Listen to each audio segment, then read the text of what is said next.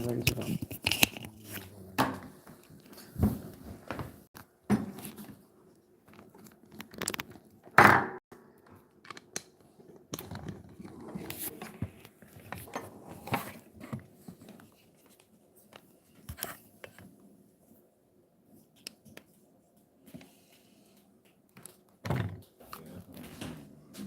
Can you zoom out?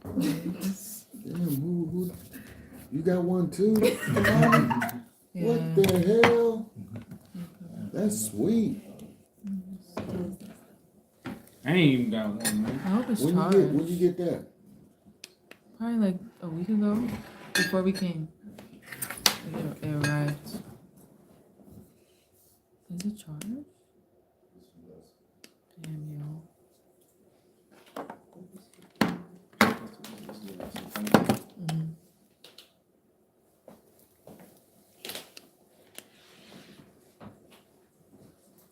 Live on, y'all. Live on. We live. Peace and blessings, TikTok, Bingo, family.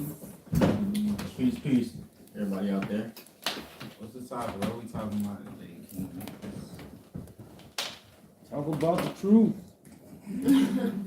Well, y'all know the devil deceived the whole world. Ain't that right, family?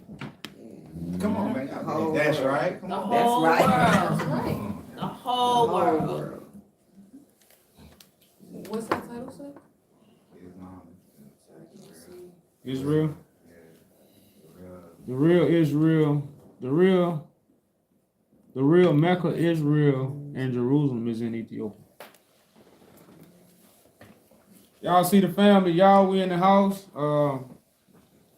Like I say, y'all, we right now we in DC, political party, politicking. You're welcome to come up. Like I say, you could talk with more perspectives. Hear from more people. You know. You can come up, talk about the topic. We here.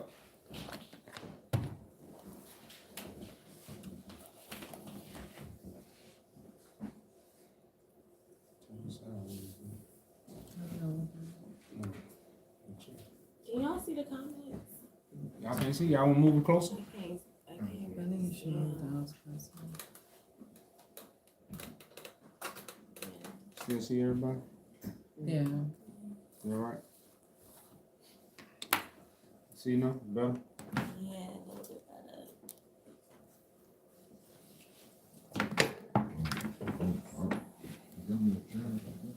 Yeah, they got more chairs in the closet.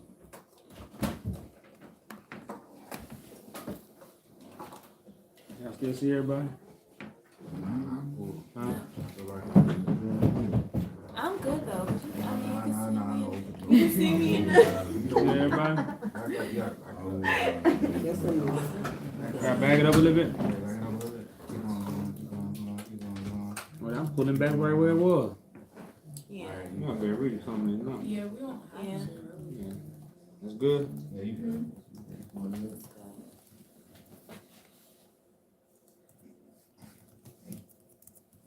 Yeah, most people don't know that the Bible came from Ethiopia, which is crazy because the oldest one is in Ethiopia. All the Bible prophecy ties back to Ethiopia. The Ethiopian Bible is the most complete Bible.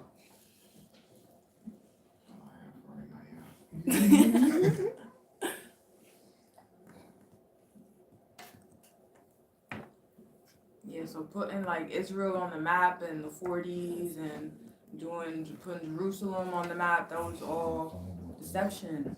You know, this was all to get you looking this way instead of that way.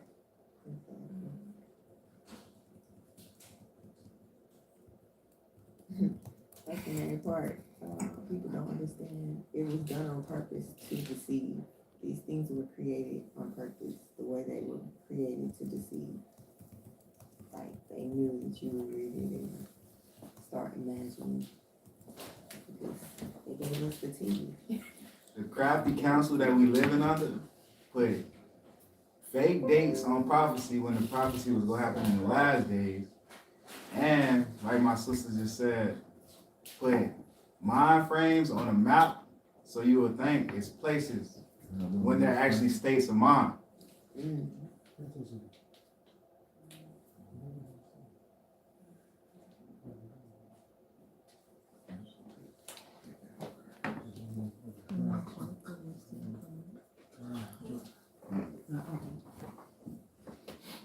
Oh, somebody wanna come That's what the conversation will come when people come up. You can guess fast. It's too long.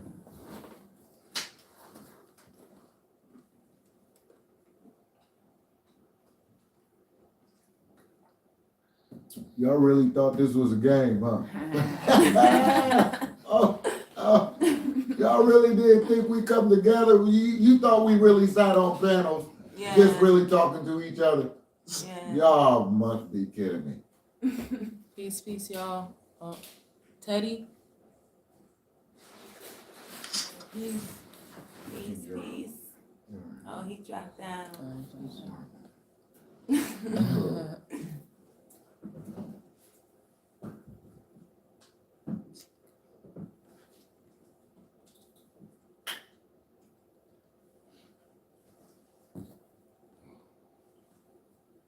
Can't really see the title. So what's new? If the Bible come out of Ethiopia, what's next after that? Establishing the throne. Huh? Reestablishing the throne. That's Bible scripture. To reestablish the throne of David.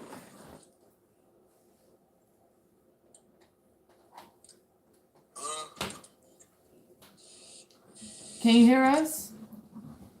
And how did the throne be reestablished? And what role do the people play? Spread the good news. Huh? Spread the good news. We gotta understand as soon as the people, the gospel, Christ is on earth is the good news. But I'm trying to say, as soon as the minds of the people change, the world will change. So on earth, and the spirit of Christ is in one individual. Correct. And what revelation came about with that? Let all the angels worship him. I'm saying, where did this revelation come from that Christ was on earth? From the manifestation. That you see right in front of your face right now. Okay, what do I see? You see Christ and the witnesses. Christ and the witnesses, right? So shine some light on me, Christ. We're doing it right now. You know, the darkness couldn't comprehend the light. So it ain't that we ain't shining. Oh, it's bright. That's why you here. I'm saying I can't deny anybody's claims. You feel me? But you, Christ, shine some light on me, Christ. I'm doing it right now. I'm shining some light, and I told you where the Bible come from. That was You light. have to say I'm Christ or this who I am. You know, we know the truth. got another gift? Yes, I won't do it. Shine some light on me, Christ. The light is the devil deceived the whole world. You full of the lies. The truth is gonna come in the end when Christ was gonna tell you. That's why you were supposed to hearken to the voice of Christ and listen to the witnesses. The witnesses was gonna tell you what Christ said. Christ is not your vain imagination. I'm saying Hold on, brother. Hold on. You asked a lot of questions, so now I'm trying to answer them, and you study asking questions. So the truth was gonna come in the end. All right, now you can continue with your question. I asked you to shine light on me. I You just- feel I me? You was don't shining a see whole what lot of I'm light. saying. You gotta be quiet. You don't want to listen, brother. It's somebody else trying to come on. I can't deny who y'all are, but I want to be. Get him off. I want to be filled with the presence of Christ. Well, Okay, hold on. Maybe, brother, maybe do this. Maybe sit in the dark and watch us. Maybe some light be shining on you then. But until you figure that out, we'll talk to you a little we later. got a YouTube panel that you can go check out. It's a whole bunch of bread for you to go eat. Take it slow and get rid of your Christ lies. is not ego. Christ is You not know, an man, ego. listen, brother. You don't even want to Christ listen is to not an the. Man, thank you for All coming right. up. Thank you for coming out. We'll go to the next. ego. All right, appreciate y'all. All right. All right.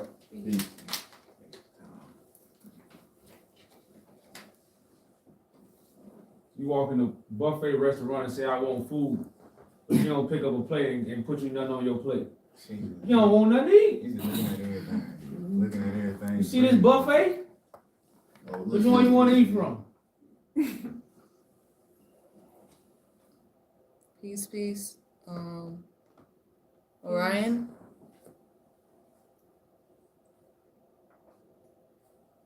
That's a brother and sister. I think it's a brother.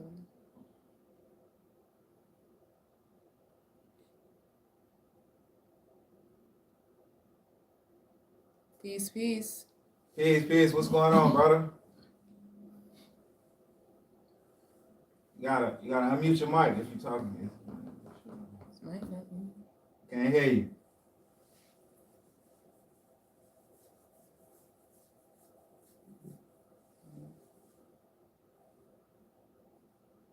need to put it up, man, 'cause we can't see the title. Hey, Sean, we can't put it on. Can't put it on the TV so we can see it now. No, it's good now. Oh, matter of fact, I can do it. It don't need your feet and stuff. Peace. Muhammad. What y'all waiting for? What we waiting for? We renewing the minds of the people. We waiting for the people. Oh, okay. You can see the side again.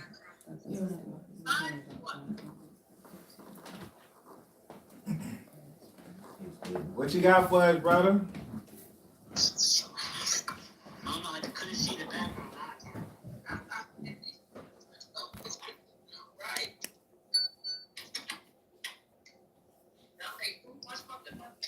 What's up, Danny? What up? You see the family here. So, what's your religion? Well, we're no religion. Our religion is false. Spirit and truth.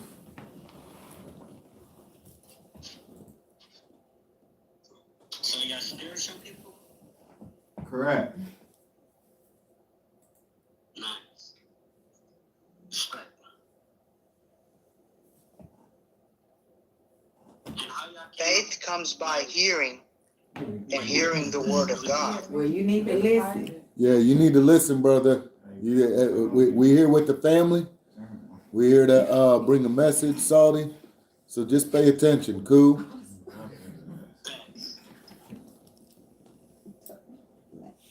Alright. Yes, sir. I can't remember when he got it.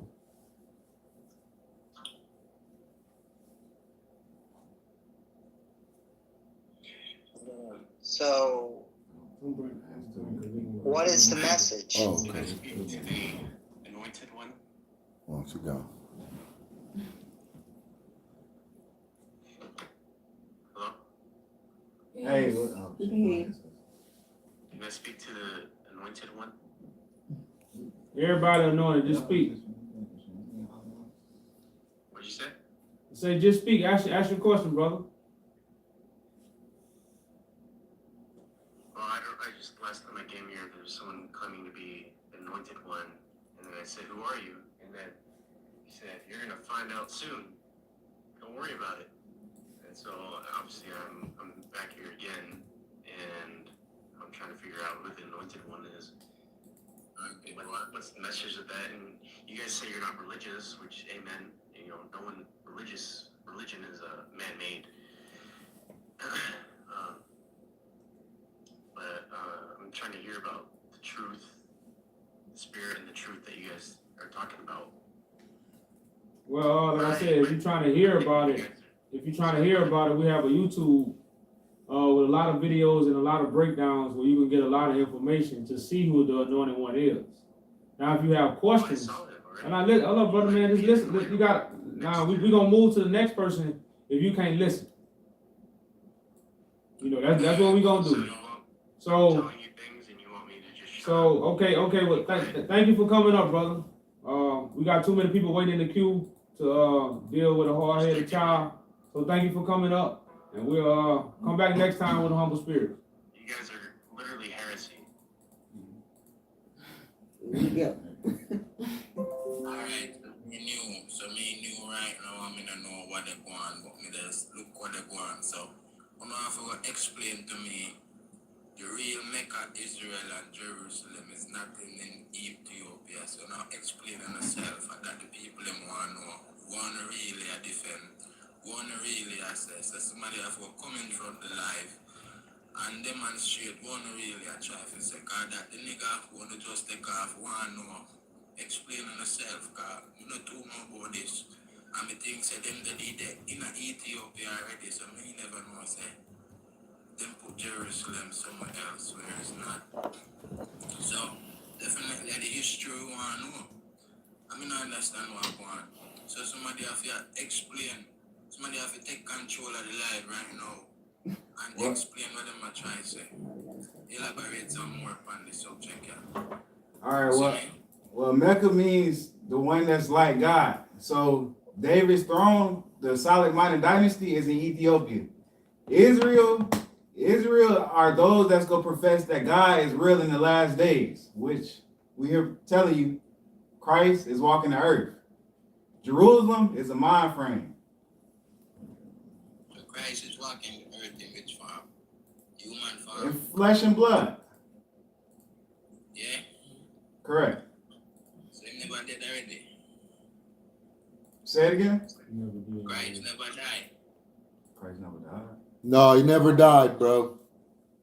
He never died in your history story, but he's dying right now.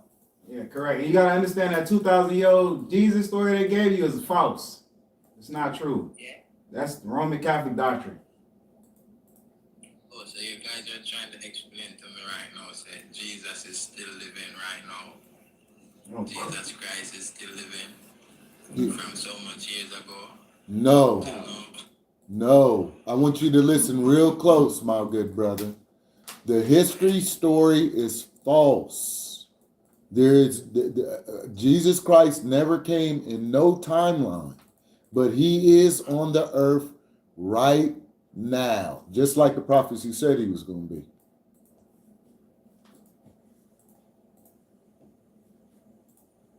Let me ask you a question, my brother. You hear me? No, yeah, you we believe in a terrestrial life and then we're there.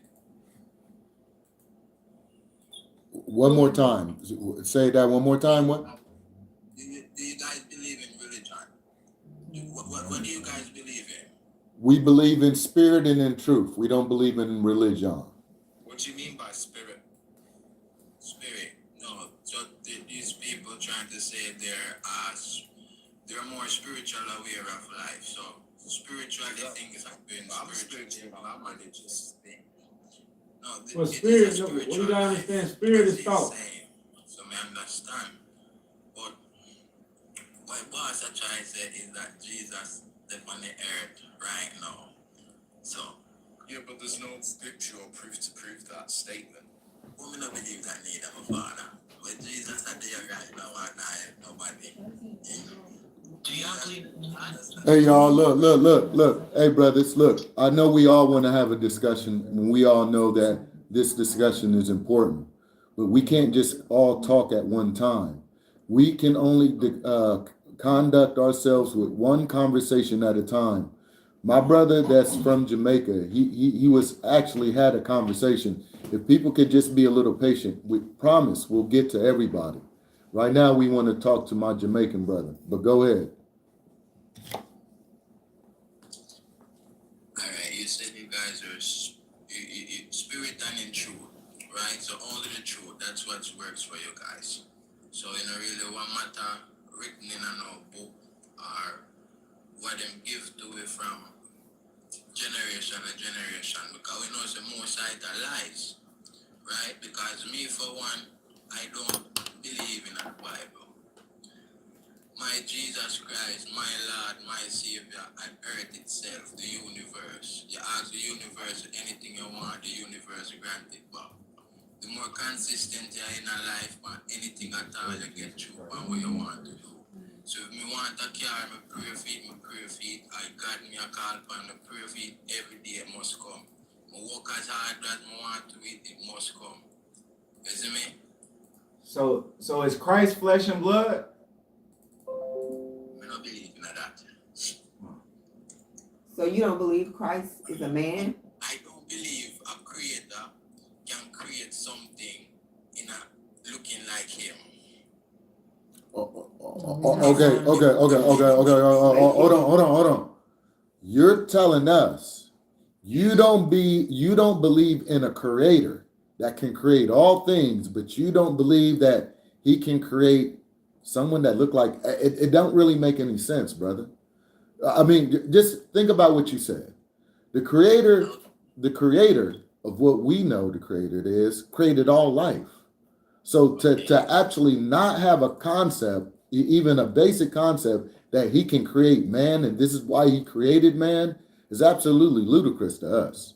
Now, if that's how you feel, that's fine, but that's not how we actually know and perceive what life really is. I think you need to find a panel that you might need to vibe with, but we know that there's a creator, and we know that the creator created us. So to have that, not to have that basic concept, it's pointless to have a conversation. Okay. All right. In spirit and in truth, in a spiritual world, we know that the living is just the first level where it comes towards spiritual awareness. Because spiritual awareness allows you to be working with the undead, the unliving, right? For you be spiritual awakened, for you know a lot of things differently. So ancestors have to teach you or show you have to dwell in that area or open up your mind to the spiritual world in terms to learn more spiritually. While you learn more spiritually, you realize the world we're in right now really full of lies and it really make no sense. So when we really seek information and the truth just to see them, right? Just like how I to believe in the Bible as a man write the Bible and so much generation same way. A lot of news miss up. People add on gravy, everybody take the story if you tell another one, add on for them little piece. So therefore a lot of things I don't believe in them, right? Especially the book of the Bible. So much story when don't make sense, right? Well, there's nothing wrong with the Bible. Growing up and I really take life serious, you don't understand. So a lot of these things don't make any sense. A lot of lies have been told because we have a hero, right, in Jamaica here, named Paul Bogle. This hero is America's hero also, where them celebrating at them Black History Month, and them call him Thomas Jennings. When you research it on Google, I see a man as our hero here in Jamaica, we're born in our parish, and then him born of America again, so. And at the same photo I display for the same character. See me? So, where it comes on between lie and truth, it mix. When the lie only tell because of the hide the truth. But I think, brother man, I think this is what you got to understand. We here to solve the problem, not talk about the lie. See, we can sit here and listen to the lies in Christianity and what they told us. We all know what they told us. Now we got a new song. What we saying is something new. So why go back to the old dogma and why not try to understand the new song? Because even the Bible you say is a lie, it teaches everybody to learn the new. Now what was going to be new in the world? The truth. Because the world didn't have the truth. As you just was saying, we always told lies. Now the truth is here, which is new to the world. That's what we talking about. But people want to go back and talk about the old lie. And waste time. The truth is whatever you want to believe in, you know. You ever think about that? The truth is whatever you want to believe in. That can't, listen, brother. Holy Listen, crap. if that was the truth, well, everybody's living their truth in. Church is the truth to some people because what? It's their truth. Understanding on your point of view, but you can't tell somebody else that they're living a lie to them that you're telling them foolishness, not for them ears. Well, you're right. And it's really about No, that's why I kind of cut you off, because well, brother man, you gotta understand that's why I cut you off, because what I was hearing was benefit for our conversation and our movement and what we're really up here for. You know, we up here for the new song. Yeah, so we understand some people approach things different, but a lot of us not approaching it the right way. We coming out of order. That's like right now, if you're not a carpenter, or say you're not, because you might do carpenter, say you're not someone that do surgery, but somebody needs surgery. But you run up there and say, I'm gonna do the job, and you go cut the body open and the person don't make it. Because why? You're not a surgeon. So to remove something, you have to be qualified. And there's a lot of people that are not qualified that are trying to remove something. The devil don't cast out the devil. Lies don't get rid of lies. You stack lies on top of each other. That's like you got a whole bunch of more junk. You keep collecting. And that's what a lot of people doing, collecting junk. And that's why it's so hard to really find the truth, because everywhere, every piece of information have to come from mouth itself. Where a deliberately information pass from humans in a film way of explaining or interpreting the same information. Well, okay, well, and I agree with you. It have to come from another mouth. What? Him whole life can base off of lies, and him kill him dead at the truth him know, and tell him grandpicking them, tell him picking them, and I saw the same truth but classified as a lie continue. You never really know where the truth is or where the truth is coming from. That's well, brother man, that's what, and see, that's what we done made clear. The scriptures tell us to eat from one person. So all we got to focus on, not the truth, being pure, doing what's right. A dog know what's right. A dog know right from wrong. Now, a dog might not know the truth, you know, but a dog know right from wrong. So we as human beings, if we focus on doing right, then the truth will always be revealed to us. But we're trying to find the truth, and based off our lies of right and wrong. That's called living backwards. So our job wasn't put here just to know the truth. Our job was put here to do what's right. Do what you put here for. That's the job. And then the truth will be revealed. Okay, so always pursuing a positive energy or a positive thought, we always bring you closer to the truth. Well, of course, it will awake your spiritual awareness towards. But you just said you can't find the truth. How is it going to awaken you if you can't find it? If you rely positive, eventually wisdom come about, right? Because positive ways are going to really learn to be calmer, more patient in a certain situation. You see? So you learn to understand at least. Brother man, being positive have nothing to do with telling the truth, man. You know you can be positive and tell a lie too, man. No. You know you can be upbeat and tell someone a lie. You can be actually smiling in someone's face and tell them a flat out lie, bruh. So I don't think you even understand what's being said to you right now. No. Every time, hold on, brother, hold on. Now we're having a conversation about truth. And every time someone tells you the truth, you want to go against the truth with your own explanation. Now you say that everyone should have truth. Well, isn't that a world we live in right now? Isn't that what we live in prospectively? Everyone has different truths, and this is why the world is messed up, right? So we don't condone that, bruh.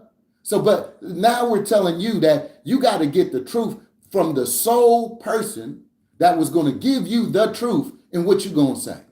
Man, this is not how it's supposed to be. We're supposed to have hold on.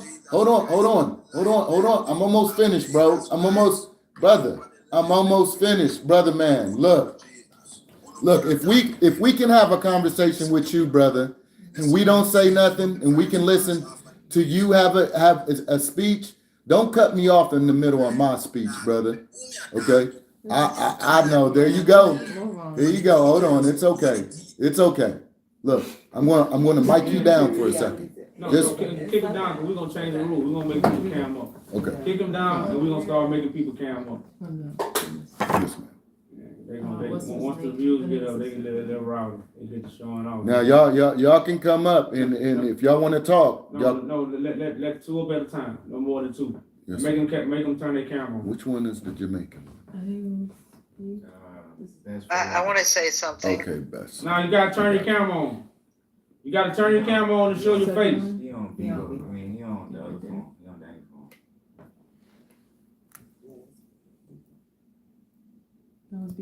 Yeah, that's Danny's phone. All right, we're gonna go to the Where's Mary? next person. Okay, we're gonna go to the next person, y'all. Okay, I'm gonna bring y'all up one at a time. Hold on.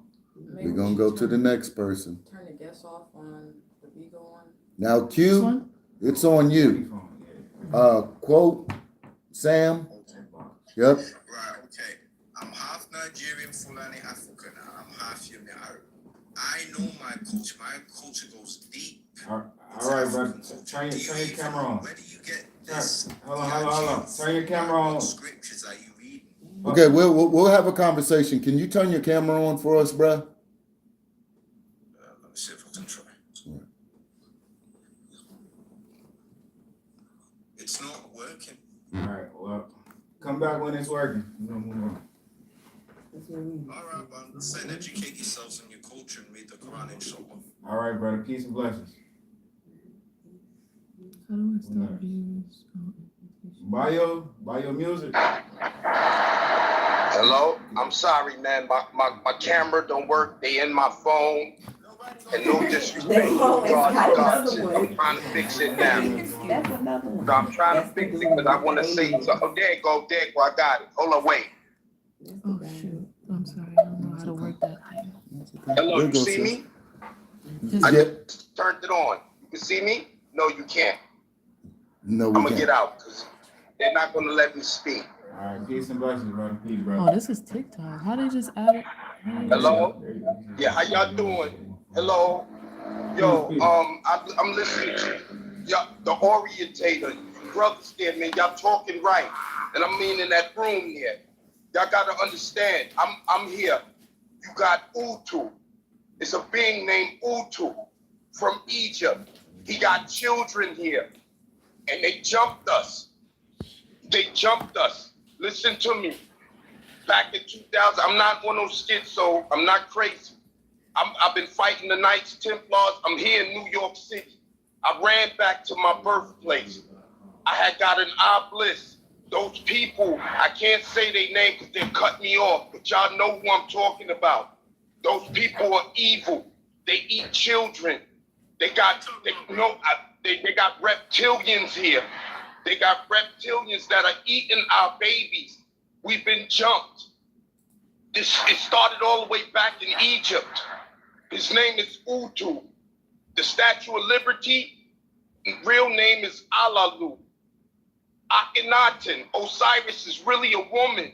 She's a goddess. All right, hey, brother man. And If you want to ask me any questions, you can ask me. Now we you know, the only thing about it, man, we actually casting judgment. We pass the I knowledge can't and hear wisdom. you. I'm sorry. Yeah. They in my phone. So They that's in what's up, my man. phone. Yo, I've been getting jumped since 2019. Those nanobites. Thank you, brother man. We Go ahead, appreciate you, speak. I brother. want y'all to Peace speak, and blessings, brother. but I can't hear you. They don't want me to communicate. I can't even text. Yeah, stay vigilant. Peace and blessings. Who We next? salute to you, brother.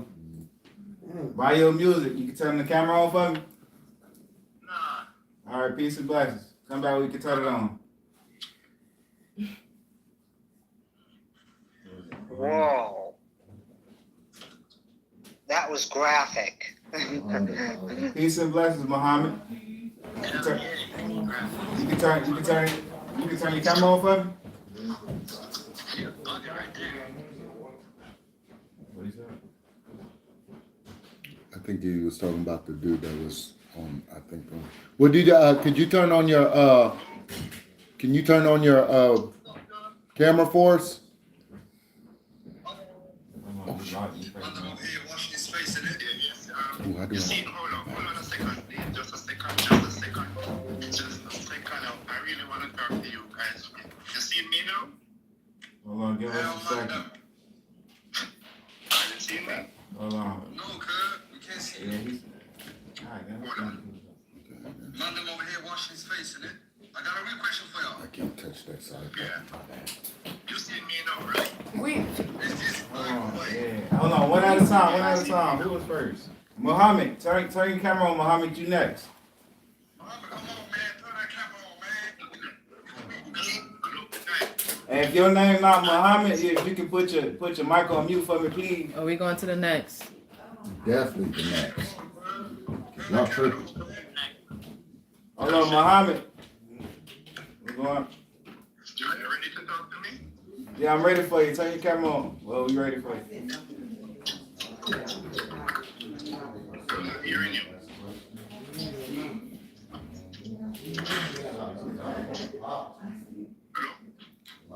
Peace. It's fine. I'll go first. Peace, we hear you, bro. Next, Motto. Peace, what's going on, brother? Yes. What is your question? First of all, I must say good night to you all. Peace. Yeah, good night to you all. Good night. Good night. Yeah. Okay, thank you for having me. I always watch you. And what's your question? Hold on, V-Long. Put your mic on mute for us. First of all, I must introduce myself. I am a Jamaican, and I would like for me and you to have a little chat. Correct me if I'm wrong. I am open for correction. But as the guy that was talking to you that he don't believe. I kind of understand him, but this is what I have to say. There is a God, and there is a true and living God. Just like how you would have car, man build car. I know that God created this universe here, and I am in Jamaica. I am in the Caribbean. I am in Jamaica. That's in the Caribbean. But I know that we were brought from Africa. Our ancestors as slaves. But I know that history in Africa would have to be real. I know that.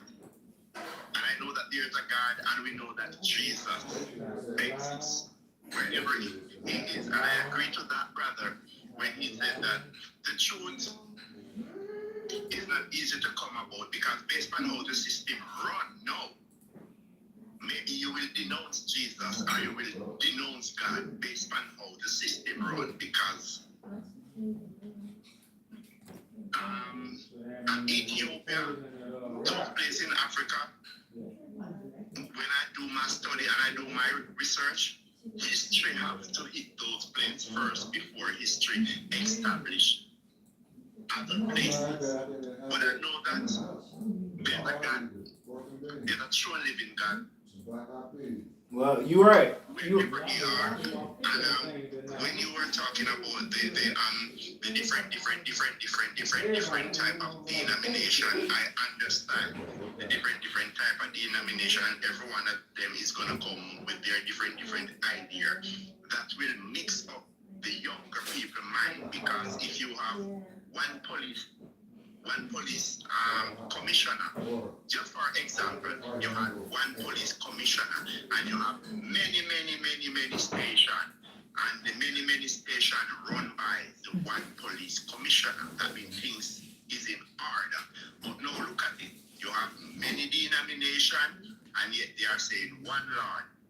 But again, can I just quickly say something and stop for you to talk to me, because I want to say something and stop, and then you correct me where I missed down the line.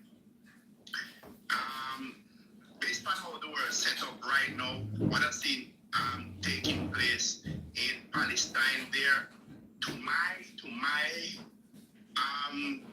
take on that, to me, correct me if I'm wrong, because I'm going to listen to you, because you are listening to me now. Correct me if I'm wrong. I believe that after after the 1854 Berlin Conference, when time England, Germany, Belgium, America, England thief the world and they share it up, push Africa in the back. And after that, now they now install those people over there and call them Israelite. They are not, to me, they are nothing like that. They are just under generalship, because if you, and those are the set of people that is, have the Bible that is coming to you with good news. Yeah, and then behind the scene, they are creating havoc. I believe, and we believe, enough of we in Jamaica, that America should not be exist, because America caused the world pain. Everywhere America go, America is to capture, rule, overturn, cause trouble, propaganda. We believe that, and I don't know why. No, we know why Africa is in this state. People who will get fight, just like how Africa get fight, and they are down, their deliverer will be coming. Because if there is a God, and there's a true God, and what he said is love, and he's a just God, and he stands for justice, and he stands for right. Well, you're right. Hold on. Maybe people can't wait. People just want him to act now. Or maybe he have an appointed time to act, because we are sinners. We don't really have that patience. But when the right time comes, those people who are suppressed, brutalized, and all right, brother. Wicked atrocity have done. Brother, you can hear me? The benefit. You can hear me? Yeah. All right, so you're right. It's one God, and you also got to understand it's one mediator between man and God, which would be Christ. Yes. So, in order to know anything of God, we must go through Christ to know the Father.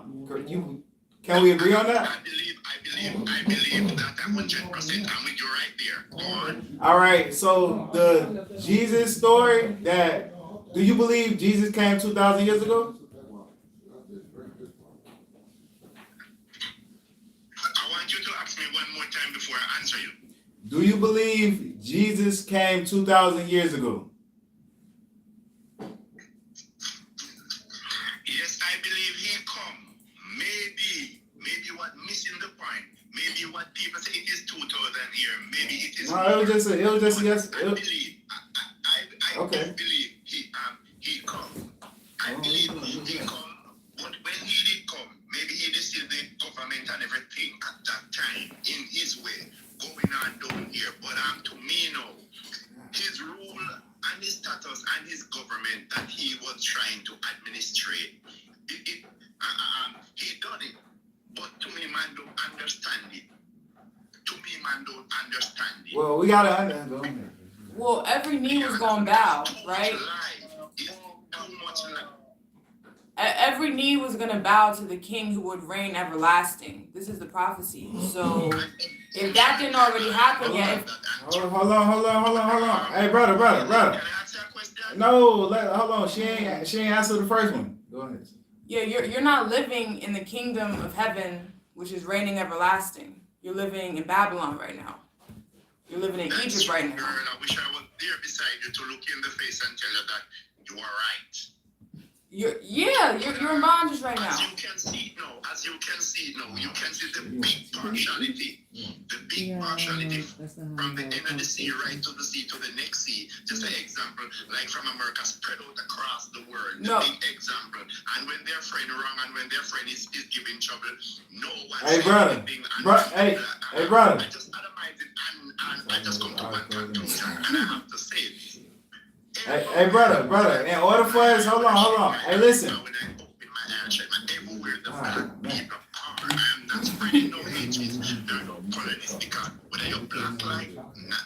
Hey, in order for us to have a conversation, you have to listen to what you still talking. Hold on, stop talking. You're on mute. We can't hear you.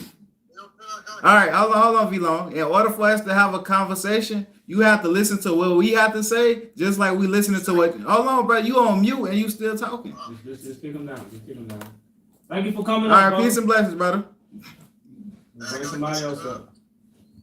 All right, what's going on, V-Long? What's up, bro? Hey, y'all believe in Jesus, right? Well, Jesus means just us, and Colossians 4:11 will tell you that. Y'all Christian? No, spirit and truth. No, all religions are false. Oh, y'all religion is false? All religions are false, correct.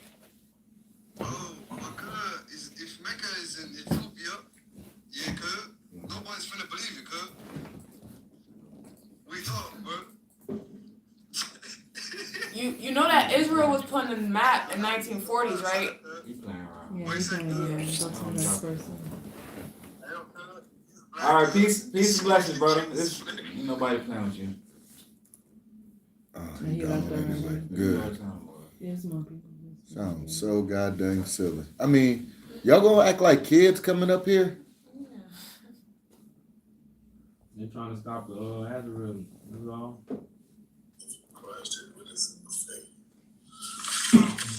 Hey, Peace. I got a question.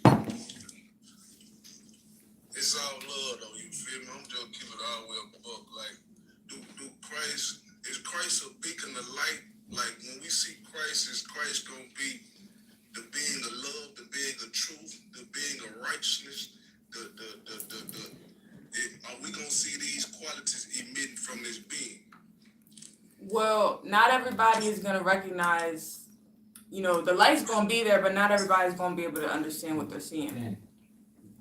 He is coming in pure light, pure righteousness, but not everybody's gonna understand what they're looking at.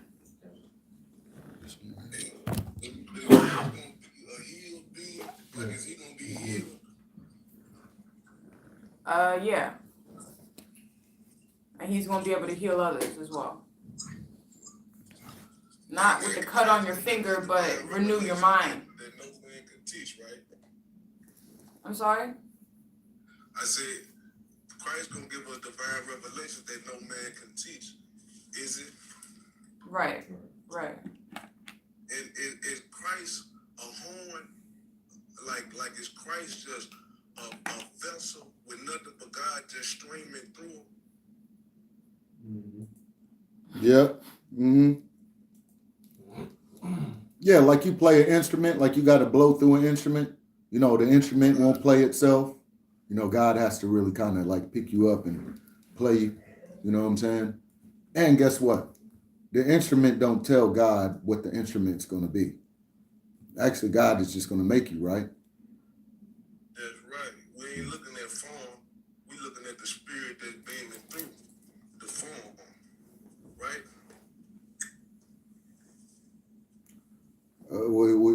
We kind of tracking what you're saying. Go ahead and finish that up so we can truly understand what you're saying. And like the feeling, the feeling, like when that much light coming through a being, right, you gonna feel something, right? And if you a being of darkness, you gonna feel, you gonna feel something too, but it's not gonna be, receivable. It's gonna be antagonistic. You feel me? It's gonna be disagreeable. Am I on the right track? Yeah, that's what happens to people. They get shook up when he speaks. It's like all the lies you attach to kind of, you start hissing. Because you got to understand. No. You got to understand. What Christ is telling you, it goes against everything we was taught. So, like my sister just said, you was going to be shooken up. You got to get rid of what you was taught. It might sound.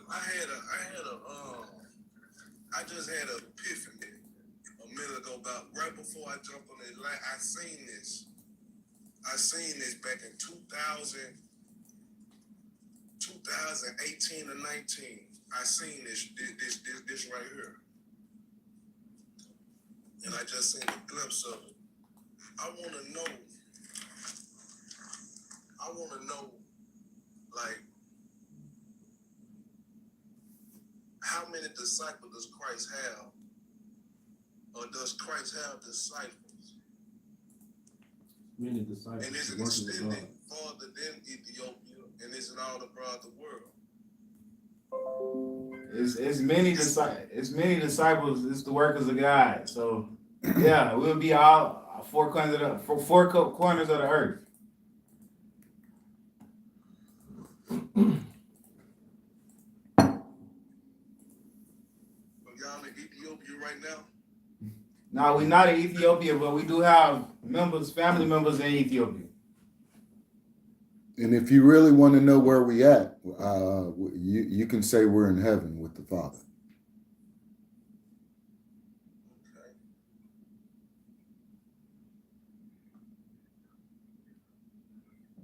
Is this on the inside? Is this kingdom in heaven? Is it on the inside of y'all? For sure. Not only is it on the inside, but you can see it's really manifested on the outside too. I mean, these things, even in the conversation, you know, it's something different that's going on in the world right now. A lot of people don't understand what it is, but it's really on the earth. And believe it or not, it's really in front of you right now. You definitely can feel a shift. You definitely can feel a shift on this earth, no question. But I'm gonna keep it all with 100, man. I just, you know, it just seemed like I've been watching y'all. It just seemed like a lot of like claims and a lot of defending who y'all claim to be and who Christ claimed to be. Like I don't see a lot of like being beacons of light, beacons of righteousness, beacons of love. I don't see this emitting, you know. And that just seemed like to me, my mindset on what Christ is, I'm not seeing that. Well, brother man, look, you're entitled to your own opinion, but if you don't see these brothers together and don't see unity and love, then I would say you goddamn blind. If you did follow us and you seen us, hold on, brother man, hold on, brother. I knew you was gonna get in your feelings, bro. And once again, you had your turn to put your feelings out there and your opinion. Let me go ahead and express mine. Now, you got these brothers right now uniting from all different walks of life in different states and everything. Now, if that's not love in front of you, then I say you goddamn blind. You said you've been following Yaju, and we haven't been expressing righteousness, love, and all that. Once again, you haven't been following us. All you want to do is express your opinion. You goddamn blind. Now, we showing you love by just even having a conversation with you, but you don't feel the love. So what we're going to say to you is maybe this type of love ain't the love that you're looking for. Maybe you want some pretend love. Maybe you want that gushy, fake love, but this is tough love. This is the real love that's going to put your feet firmly on the ground. That's going to set you free. But you don't want it. And it's okay, big bruh, because you know what? We got other people that got opinions like you. You know what they say to us? We appreciate y'all came. We sure know who you are. We see your righteousness and your righteous acts. See, for you, brother, your statement isn't real clear and it doesn't make a difference right now to us because we know you lying. Now, you can go ahead and move on, right? And peace and blessings to you. And for the people that really understand love, know and see love, okay, don't deny it. Because this is what you've always prayed for and you always wanted. A true direction and what God was going to give you, okay? And if that's not true love of a direction that God gives you, I don't know what love is. And I want to say, tough love. If you whooping your child, somebody on the outside looking in might say, what? You don't love your child. Because they're on the outside looking in. But you actually whooping them because you want them to be corrected because you do love them. So we giving a whooping to the people who told lies, which is called tough love. You know, so when you might look at it, you might not think, that ain't love. Oh yeah, there's a lot of love. You know, the sacrifice is love. Come on here talking to you is love. Telling you the information, sharing it with you, that's love. You know, but it's the tough love. It ain't your pastor love. If you're looking for a pastor love, go to church. Go to church. That's what correction do. Hello. Peace.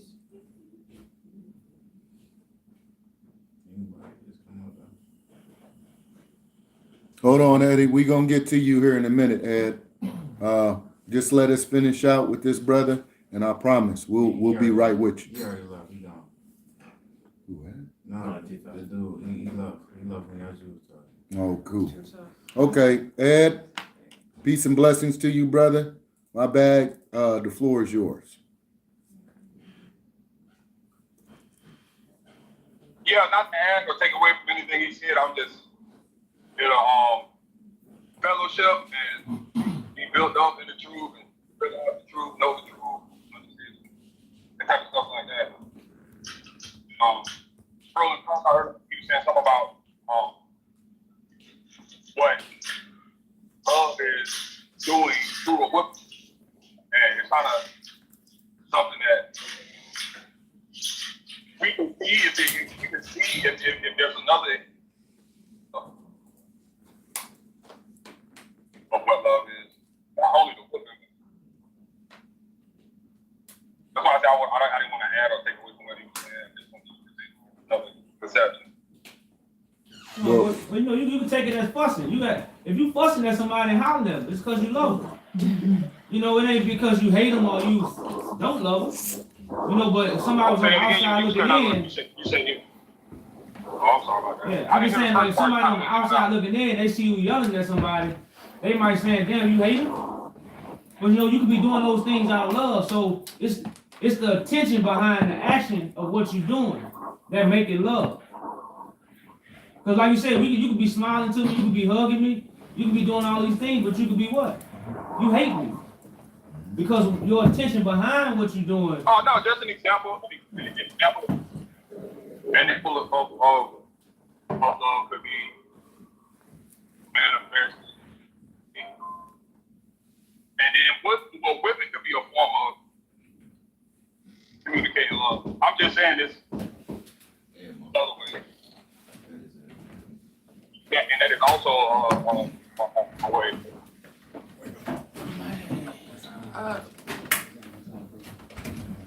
Could you repeat that for us, please? Church. Hey, Ed, we can barely hear you, bro. Can you repeat that one more time? Yeah, I'm here. I don't know if it's surface or my antenna or reception. It's going in and out. Y'all ask me something. Y'all talking to me or I just? Nah, I can be myself. you can repeat what you just said. We ain't hear you. Oh, you said, do I want to repeat what I said? Oh, yeah, I was saying that, like, you know, leaving off what you were saying before I got brought up, you were saying that a whooping could be a reason why love. Well, we was just explaining that, you know, as a child. yeah, No, yeah, it's crushing it. yeah, because a child don't, you know, a child getting disciplined, you know, as a child, we was all a child, you know, we never thought it had something to do with love, you know, even though it's, you know, that moment in a child, you can't comprehend it, but when you get older, you find out that, you know, that discipline tool that your parents used to you at that moment was to actually teach you something. You know, that it was a form of love to make sure that you wouldn't do these things that might harm you. Say, sticking your hand in the oven. I mean, I know when I tried it, my mom popped my hand a few different times. Okay. Once again, that's straight out of love, because if I would have done it, my fingers would have been burnt out.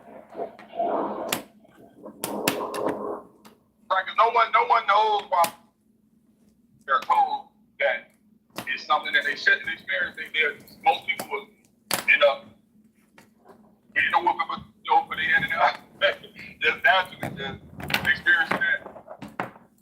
That's for somebody that ain't it. I already told you.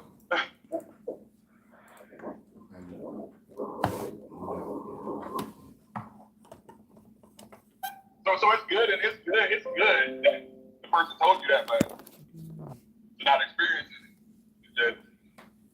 matter of chance. Everybody don't experience burning their hand on the stove, but I would say most people do. Experience what? I'm sorry. He made an example of burning the stove. I mean, not burning the stove, but getting your hands burnt on the stove after being told not to. So the form of discipline from the person that told you is, hey, I gotta whip you. I'm gonna come back. I gotta get groceries real quick. All right, always salty. I'll And come back. okay, brother. So the wisdom is presented, but it's not understood until after you burn your hand on the stove. Because you didn't listen to the wisdom. Now you got the knowledge and the wisdom and the understanding. But Do you have a question? Yeah, and that's really important because that's the only way you do that. You do different. it would. I mean, especially now, right? Especially when it's really, really important, like right now. I mean, life is a good teacher. You know, I mean, we get lessons from life all the time, but we're really talking about the lesson of God, the message that God is giving us right now, because what you said, we need understanding. You know, we need that wisdom. You know, man has a lot of wisdom and knowledge about a lot of different stuff, bro. But we lack understanding. Right. And a lot of our wisdom and a lot of our knowledge. You know, this is why we create things that destroy us, like deadly gases, nuclear power, you know, the atom bomb. I mean, even though as profound as those thoughts are, they're very, very dangerous because they lack understanding. I mean, we can't agree to that, right?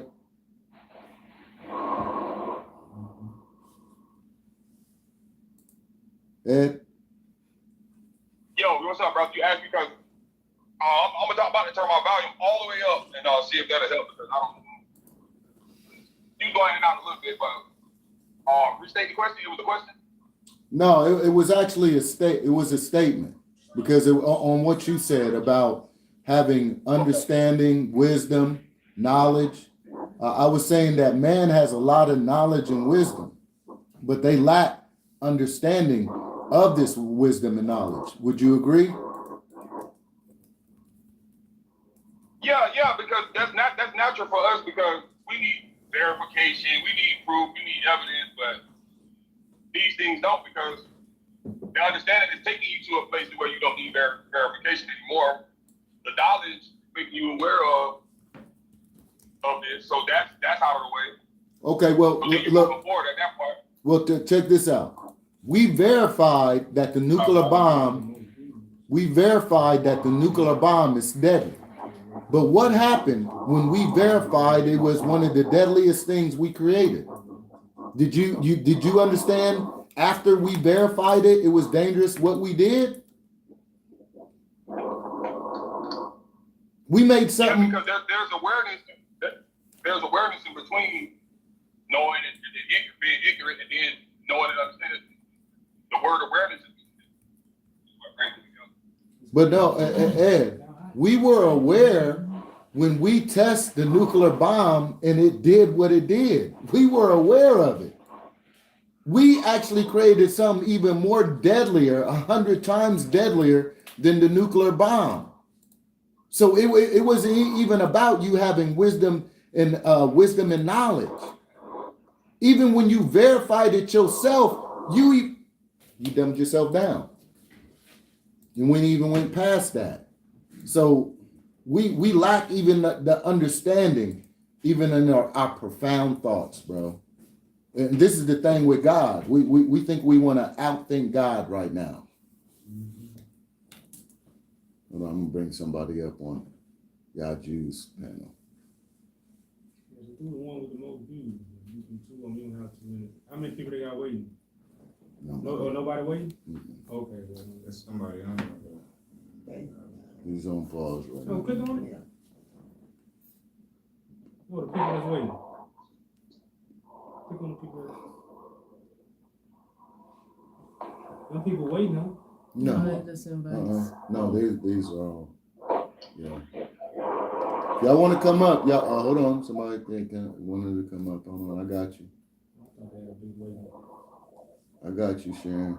Yeah, y'all scared to come up? Too many voices, huh? Yeah, come up if you want to add to the or share about something.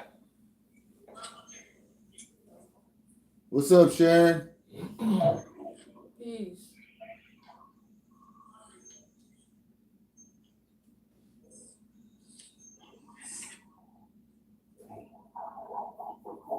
Yeah, it'll be amazing if we was aware of where we're headed at. 'Cause if knowledge, wisdom to be understood, and in our case, for verification is needed, it's like it's all taking us somewhere.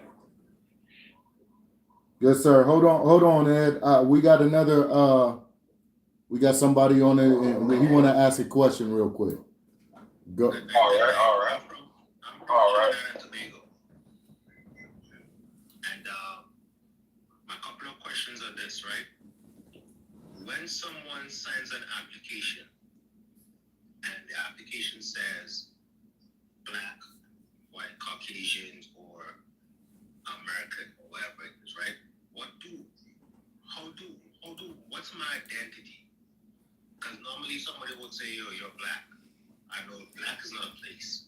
So what am I supposed to be really saying? Yeah, those are all names.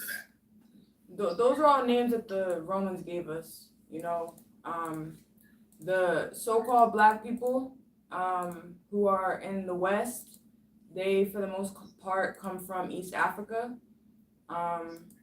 But you know, even Africa is a name that was given to the land by Europeans. So, you know, we called ourselves the Negus. So, can you say that? All right. No, okay. When you said that, I totally understand that, right? Because I was in Canada at one point too. So I agree with you saying, right?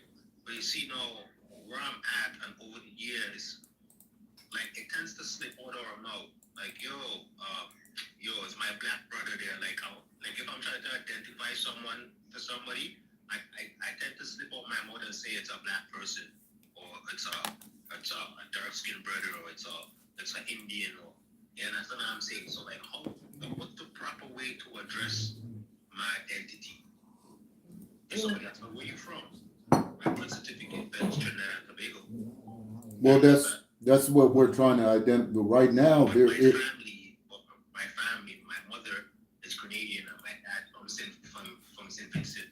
So, like, you know what I'm saying? Because we're all talking about Ethiopia, and we're all trying to find out where we're from and so forth. But I'm getting a lot of opinions and facts, or from other people's mouths, but I don't like. How do I really know? Do I have to go to the motherland and really find out? It's not a problem on that. One direction, we all know we're being hated on, right? They hate us, but they also like us. They want to take what we have also too. And that's not because I have a list of all inventors, that's what I'm saying, who are dark skinned. That's what I'm saying. And most people don't know that, right? That all these inventors are people of dark complexion. Everybody know that. But I want to know if these guys came from Africa, or they've been in the United States for so long and some kind of genocide happened and they survived it. Like what's the truth there? Plus the Bible. Since I've been in Canada been having multiple different type of Bibles, and they have people on the agenda that goes out there and say, "Hey, are you a minority?" Hey, brother man, this the truth. I didn't even know any better, and I said yes. Hey, brother man, let's simplify. I don't mean to cut you off, but let's simplify everything you're talking about. Okay. We need I don't even get where you're going at. Hey, we need a political party, brother. Everybody that look like me and you need to come together and govern our own people. You can find it in every book. Now, people have is like a spider web. You could take that one thing of a black political party or African political party or whatever name you want to attach it to, just those people political party, and then you can make many brainstorms from that. You could tell it in the God way. You could tell it in the Book of the Dead way. You could tell it in the Israelite way. You could tell it in the Children of Light way. See, but the center point of the thing is the political party for our people. That's what all this about. You know, and that can stop all the empty rhetoric that we have on all these panels. Because if we're not talking about building, right now we are considered homeless. We don't have nowhere to go. Everywhere we go is somebody else's government, even in Africa. Africa is being ran by the Romans. It's facts. You got the biggest lake in Africa is Queen Victoria. How? So we homeless. So if I'm homeless and I'm talking to my brothers and sisters, let's build a house. Sorry for interrupting. In Trinidad, we have a big circle roundabout called the Queen Savannah, and we have a Christopher Columbus statue here in Port of Spain. That's my point. You see what I'm saying? So we homeless, so we got to come together and build a house. So if I'm coming to my brother and I'm buying wood and my brother talking to me while I'm getting the wood on the thing, putting it on the cart, but he's not going to help me get the wood and put it on the cart so I can go build a house, then I don't need to be talking to him. Because that's what we got. Some people working, then some people come on beside us and talk to us while we work. You ever been doing a job and somebody talking to you? That's the worst thing for somebody to do. Talking while you working. You know, and that's the separation when it comes to our country's community. No matter where you at in Africa, no matter where you at in the world, we are the same struggle. Everywhere we go, black people are the same struggle. So we know if we see a struggle, we got to get out the struggle. And there's only one way, build our home. And that's what you see. All these people here, we focus on building our own nation. You know, all that knowledge and wisdom, man, we way past that. You know, everybody been through that journey. We all have been through wisdom. We all have read books. We all have studied. Now let's apply what we have studied. Let's apply what we know. And we all know we don't have, so we have to build. We all know that. You know, but we just can't get in position so we can do our job. Because everybody ain't a speaker. Everybody ain't the chief. You know, everybody ain't a teacher. You know, but everybody is needed. Everyone is needed. You know, that's what we focus on. That's what you see everybody here, that's what we solely focus on. You know, and we come on these panels to gather other people who know what building is. You know, because a lot of people don't know what building is. They just know what they read, what they done heard, and what they can say. And that don't benefit us. You know, so what we see right here is really nation building. Well, maybe it's enough just to know, because I believe that it's been other civilizations before us that had the same thought of, hey, let's do something. And then it happens, and then what happens after that? They did it without the cornerstone. Well, no, for one thing, he don't know no civilization that did nothing. The only one you know is the Romans. The Romans is the last civilization. The Romans just did what they did, was to take over the world. They came together with strategies and plans and plots to take over the world, and they did. Now, name another civilization. The Romans moved to the United States because of the pillars. I think that those two tall pillars, the kind of design, or I don't know if that's a kind of brainwash that kind of show in the movies. I think those two pillars is where they're at, because that eagle too. You understand what I'm saying? Well, yeah, that's just my opinion. I think you can say that. You know, man, that's why I say all this is about the world don't know where the chosen seed is at. Like I was talking about Coming to America 2. What is it called? Coming to America 2? You know, like, where was the royal seed at? In a foreign land. The Bible talk about the royal seed was carried to a foreign land. You know, so we don't understand these things because we have been taken so far away from our history and the historical facts that took place to create the change that's in the world today. We don't know the historical facts that why this world is in the way it is. We just have assumptions. But what we bring is clarity of how the world and why the world has been changed and why it looked like this. See, most people don't know why the world looked like this. You know, but the reason why the world looked this way is because of Pacific throne, a Pacific priesthood, a Pacific people was stripped of everything. You know, it's like right now, if you take the lions out of the jungle, it's gonna be many big cats. The lion gone. You know, so at the end of the day, we all species, but like I say, everybody, you know, you got different species out here. And it's not about really hate. This is about position. This is about standards. Some people are able to set a standard. A sparrow and an eagle don't set the same standard. A lizard and an alligator, they don't set the same standard. You know, a dog and a wolf don't set the same standard. You know, and that's what we live in this world. They limited to their own standard. Correct. Yeah, and that's what we are. We are limited to a standard that we should be succeeding. Because an eagle don't fly like a sparrow. It go higher. So if I'm made to go higher, then don't clip my wings. Don't keep me caged up. Don't keep me dumb. Don't keep me trapped. Don't push drugs in my community so I won't fly high. So these are things, but like I said, it's not to point the finger, but these things have always happened to a particular people for a reason. You know, and now the information is out to bring change. So now the flavor is back. The standard is back. Right. It's an awakening that goes with that. The darkness, once the darkness leaves, it's because the light is there and there's no place for the darkness, the mystery, the secrets, the ignorance. Correct. I think also too, what I noticed, I'm 40 years old, right? And over my time of growing up, I've noticed that our people, we have a lot of great skills, a lot of great talent. We have rhythm, we have timing, right? And we put a lot of great culture, a lot of great ideas out there.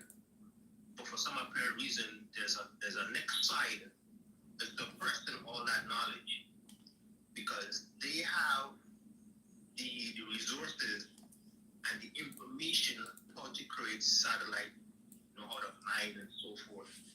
Because I sit down and I think about it, I think to myself, I was like, how come I didn't even know how to mine? I didn't even know how to mine gold, silver, how to make a circuit board for a computer, build my own satellite. You understand what I'm saying? Like, I try my best to search on these things. You'll get certain information off of YouTube and stuff like that. But we're really, like, people are really fighting against us for us not to know things. Like, at sports, we dominate sports. Anything we put our mind to, we dominate. You understand what I'm saying? So it's where it comes to a point that also, like, as you said, they put drugs in the community. They did that for a reason.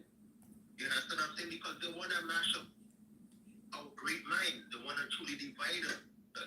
They don't want us to vibe together. Anytime we vibe together in Canada or anyway in Trinidad, they call us a gang. Man. You feel me? That's why we gotta have political parties. You know what I'm saying? Like these type of things are happening, right? And it's like I'm seeing so many these scholars out there too, like they're teaching us to let us know. Like I came across a program called Yahoo, right? It's also known as Jacob. I'm hearing. I was told, but he was also a scientist. You understand what I'm saying? They did all this kind of engineering and came up with all kind of different ways of people and stuff, right? I came across all that too, but I put that aside. It's not until like I kind of put like it has a little shit into it, but I put that aside. Because I want to find more information and kind of put the puzzles together. You understand what I'm saying? Plus, they divided Africa with so many borders. Imagine you're living on one continent and everybody is divided by borders, but we all consider to be different. Nigerian, European, Ethiopian, Somalian, boom. Unless that's supposed to be a tribe, but if it wasn't, would we as just one as before, like as one, you know, one cell? Well, we wasn't really one. That's why we got divided. Africa wasn't never on one accord. That's what we have to understand. That's why it was able to be divided. If we was on one accord, Africa would be strong right now. Look how big it is. Look how many people. But because we wasn't on one accord, it has been totally divided. You know, as I just said, you know, a house divided won't stand. So Africa didn't stand because we was a lot of tribal wars in Africa before the white man even invaded. It was tribal war. You know, and that's what encouraged. You know, I gotta echo y'all, and that's what encouraged, you know, the British to really come in, or was able to come in because of the tribal war. So when you got tribal war, other people will side with other nations because they don't like you. It wasn't Africans wasn't together. It wasn't Africans with the Africans. It was Africans with other nations. You know, so if a nation came and gave another tribe a gift, that tribe will take over the next tribe because of the gift that they received from another nation. You know, so, you know, man, you know, tribal war, and it's still among us right now. We are the generation that's going to stop tribal war. That's why we are the greatest. We are the great generation. You know, we are the people that's been to establish greatness because our forefathers couldn't unify. So we going to do it. You know, so we actually going to do something that our ancestors and forefathers couldn't do. And that's what we have to see as the seed of our forefathers. You know, and stop trying to measure ourselves to something we weren't even around. But we can measure ourselves to see we have to unite.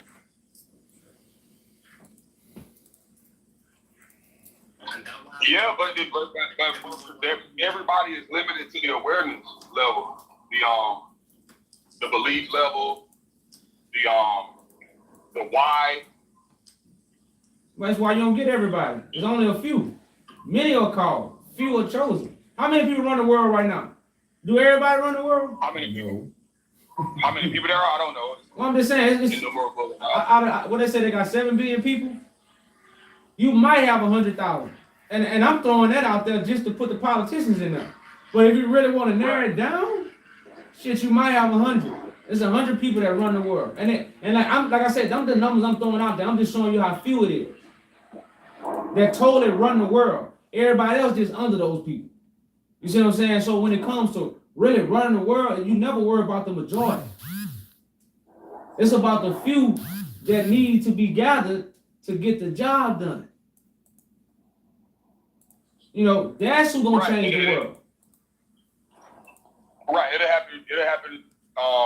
Is Tom also involved in that? Because Tom has to help that cause as well.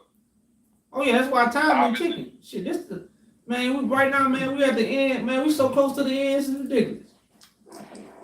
You know, so, you know, man, like I don't know if y'all been a part of this awakening, y'all. These last, 10 years, it's been a mass awakening like it never been on the face of the earth. They even got what we were listening to? Oh, well, yeah, a white boy came up on TikTok. He was like, man, my black friends, it's different. He said, man, I'm from Brooklyn. I heard it all. He said, but now my black friends, they know. They know. It's different. It's a different awakening now, man. So, and if you've been around these last 10 years and you've been tuned in, your antennas been up.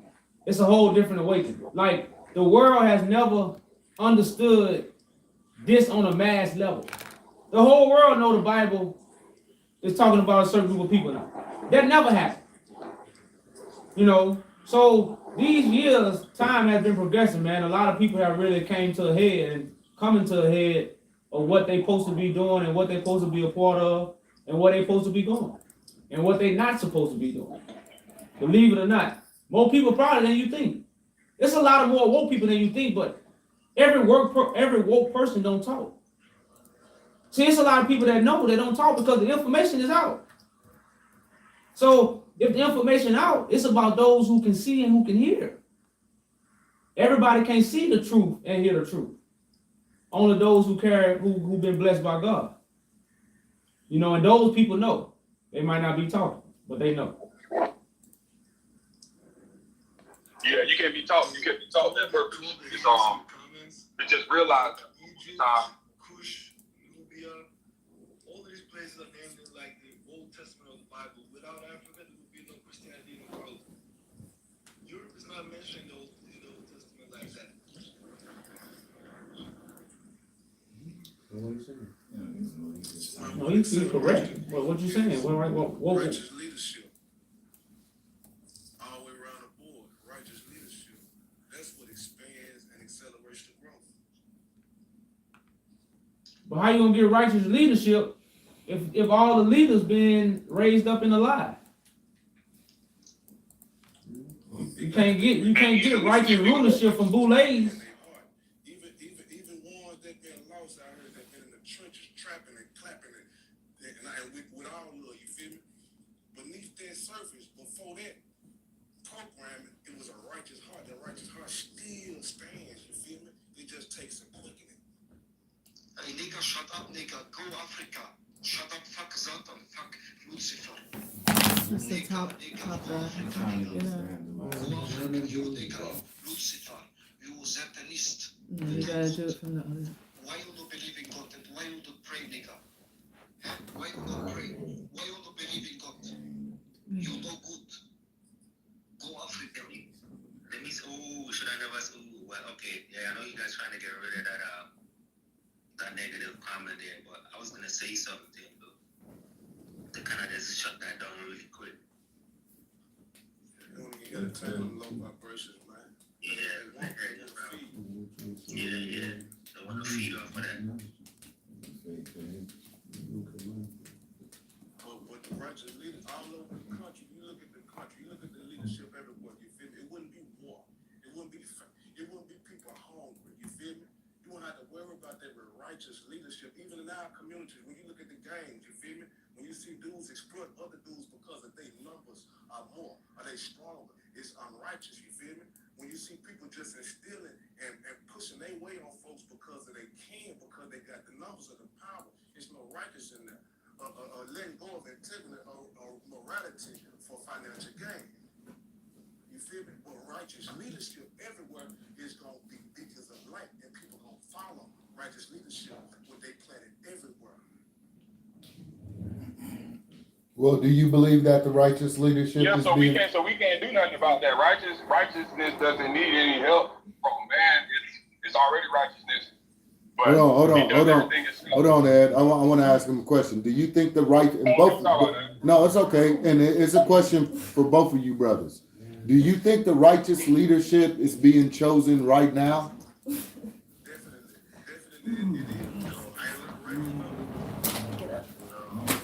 No, I don't think that righteousness could be chosen. I think it does everything on its own without anything else because it's righteous. Like, Okay, well, this is what we say. We understand man does righteous acts.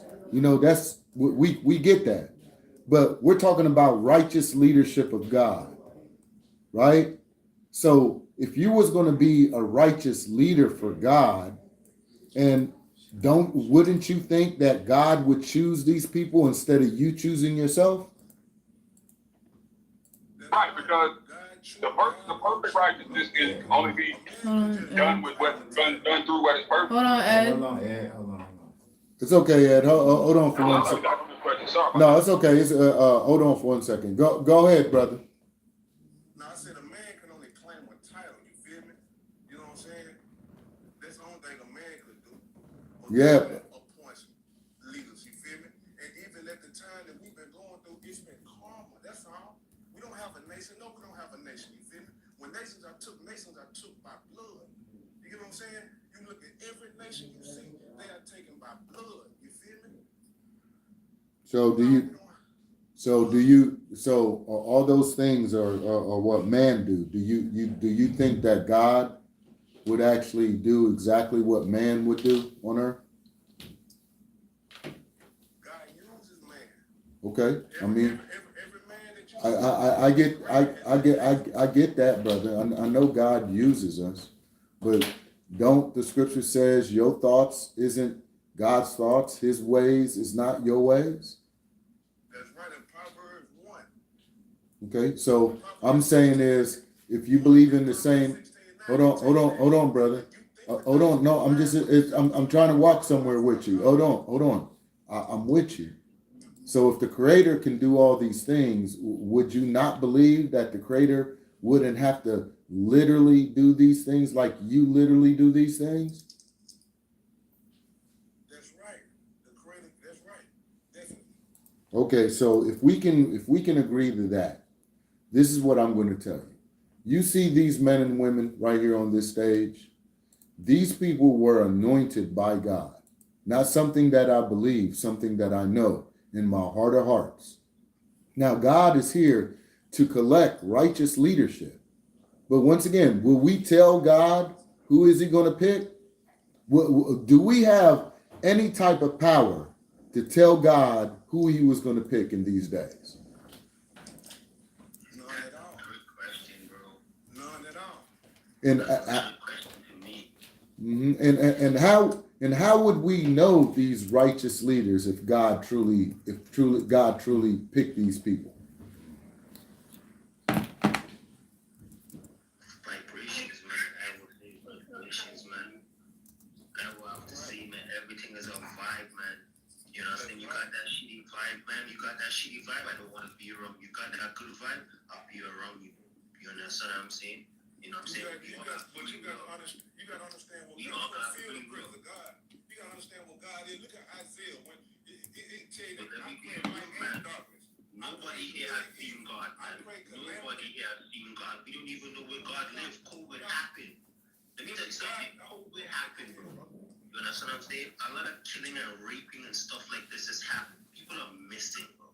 You understand what I'm saying? At the end of the day, right? We depend on other people to look for missing people, right? We supposed to, okay, I'm going to say this. I'm going to bring down the veil, man. I'm going to bring down the veil, right? We need to start fighting fire with fire.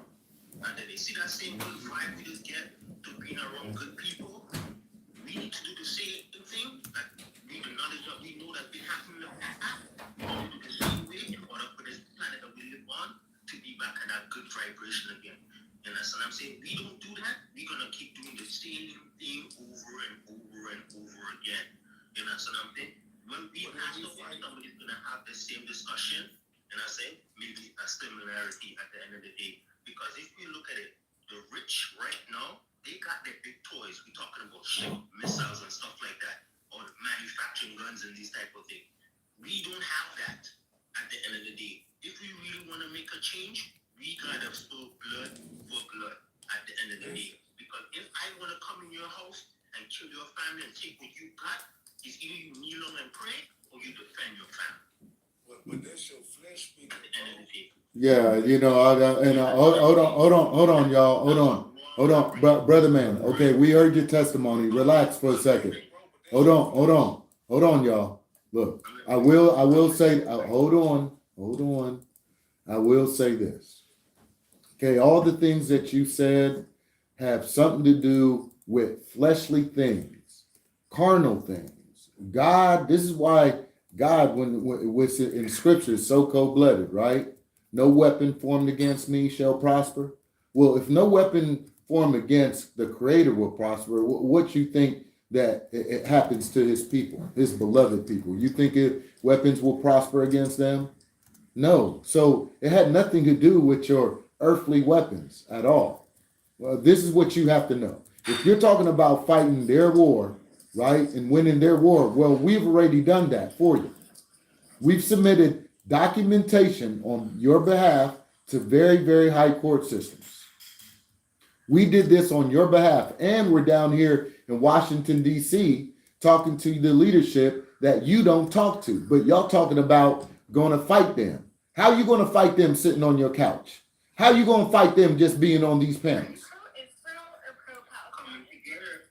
Coming together, talk about it, plan about it, because we do the same thing. You know, we get it done, and we got good talk, and we got good vibe, and that's good information, and stuff like that. You know what I'm saying? That's totally understandable. But when it comes to we dealing with real stuff. People are dying. People are missing. There are people out there that do want to have a good life, be able to travel free anywhere. We all have an understanding what's been happening even before we was even born. To the point we came into this world and we seen for our own eyes what's happening at the end of the day. Yes, we can sit and wait and everybody keeps saying that the end times are coming. I heard that end times coming since it was Y2K.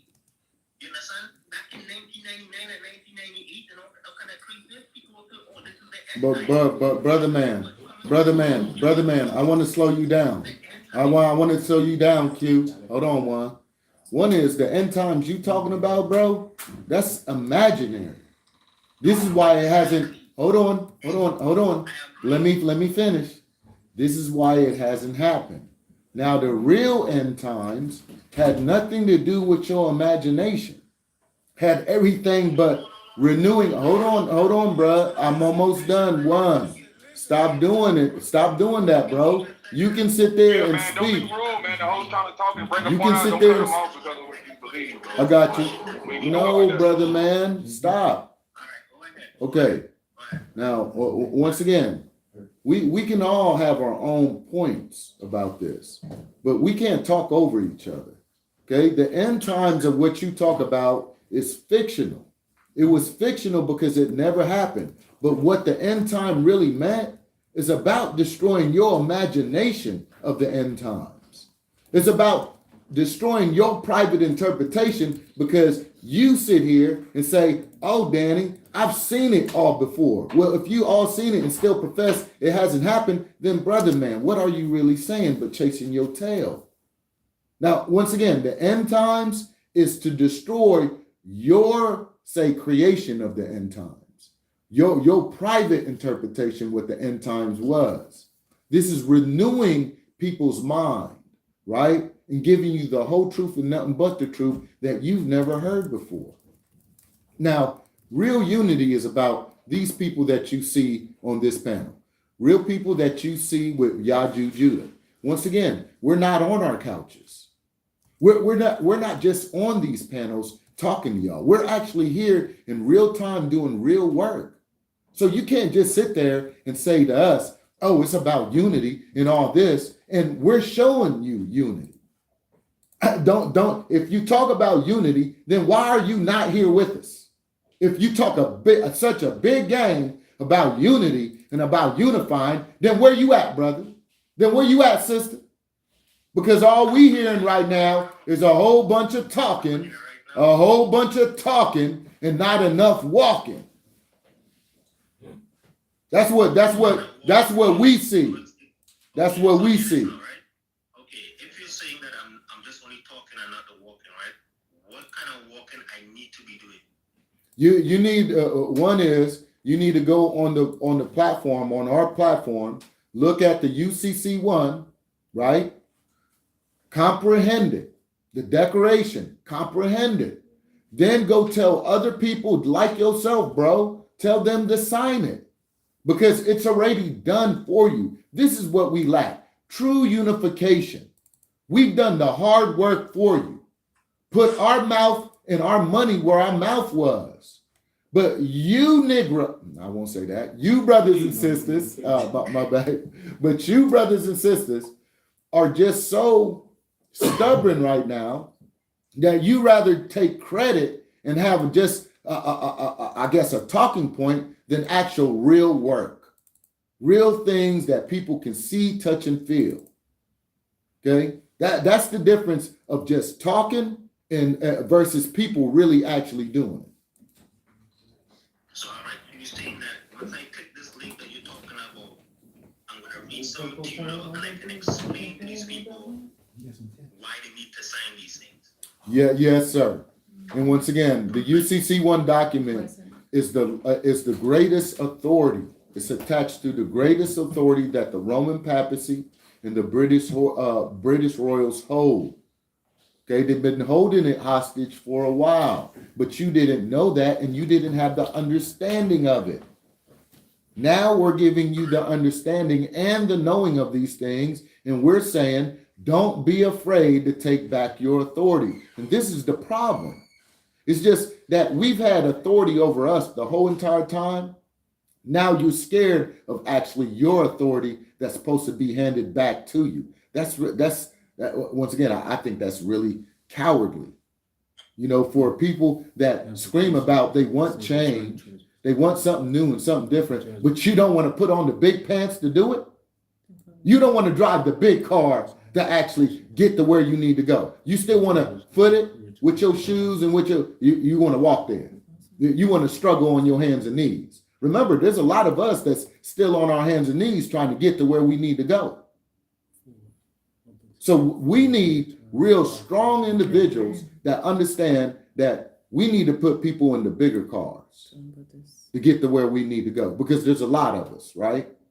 And we should have a thought that we should not leave not one woman and not one man behind that has the same thoughts, the same ideas we have, because that's real more valuable than any type of goddamn stone you can dig up out of the ground or any oil you can put in your gas car.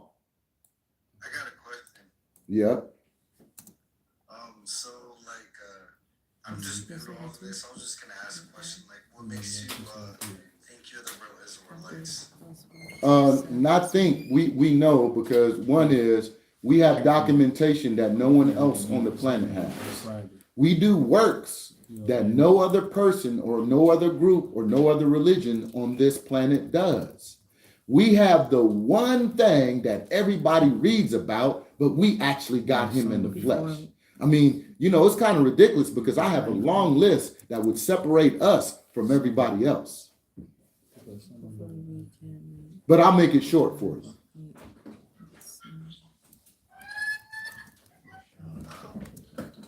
I'm kind of conflicted. I kind of believe that also, but at the same time, I know there has to be some lineage of actual Jews in Israel. Yeah, and we do point out that lineage, bruh. This is why we point you to Ethiopia. Hold on. Matter of fact, Monroe. Hold on. Yes, ma'am. Hold on. Bro. I forgot about the queen. She came up here. She's been waiting very, very patiently. If you can just hold on to your question. Queen, go ahead. The floor is yours. Are you guys pro-Israel or pro-Palestine? We're pro-life. So we don't actually prescribe to, you know, Palestine, just people separating people. We're trying to unite people right now, and I think you calling yourselves different things actually don't get y'all focused on the true work.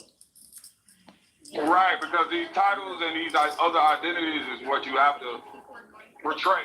Right now, so you can't really like be neutral and figure out unity when, you know, Israel's backed up with the U.S. giving so much power and Palestinian people aren't given that, especially with the decades of oppression.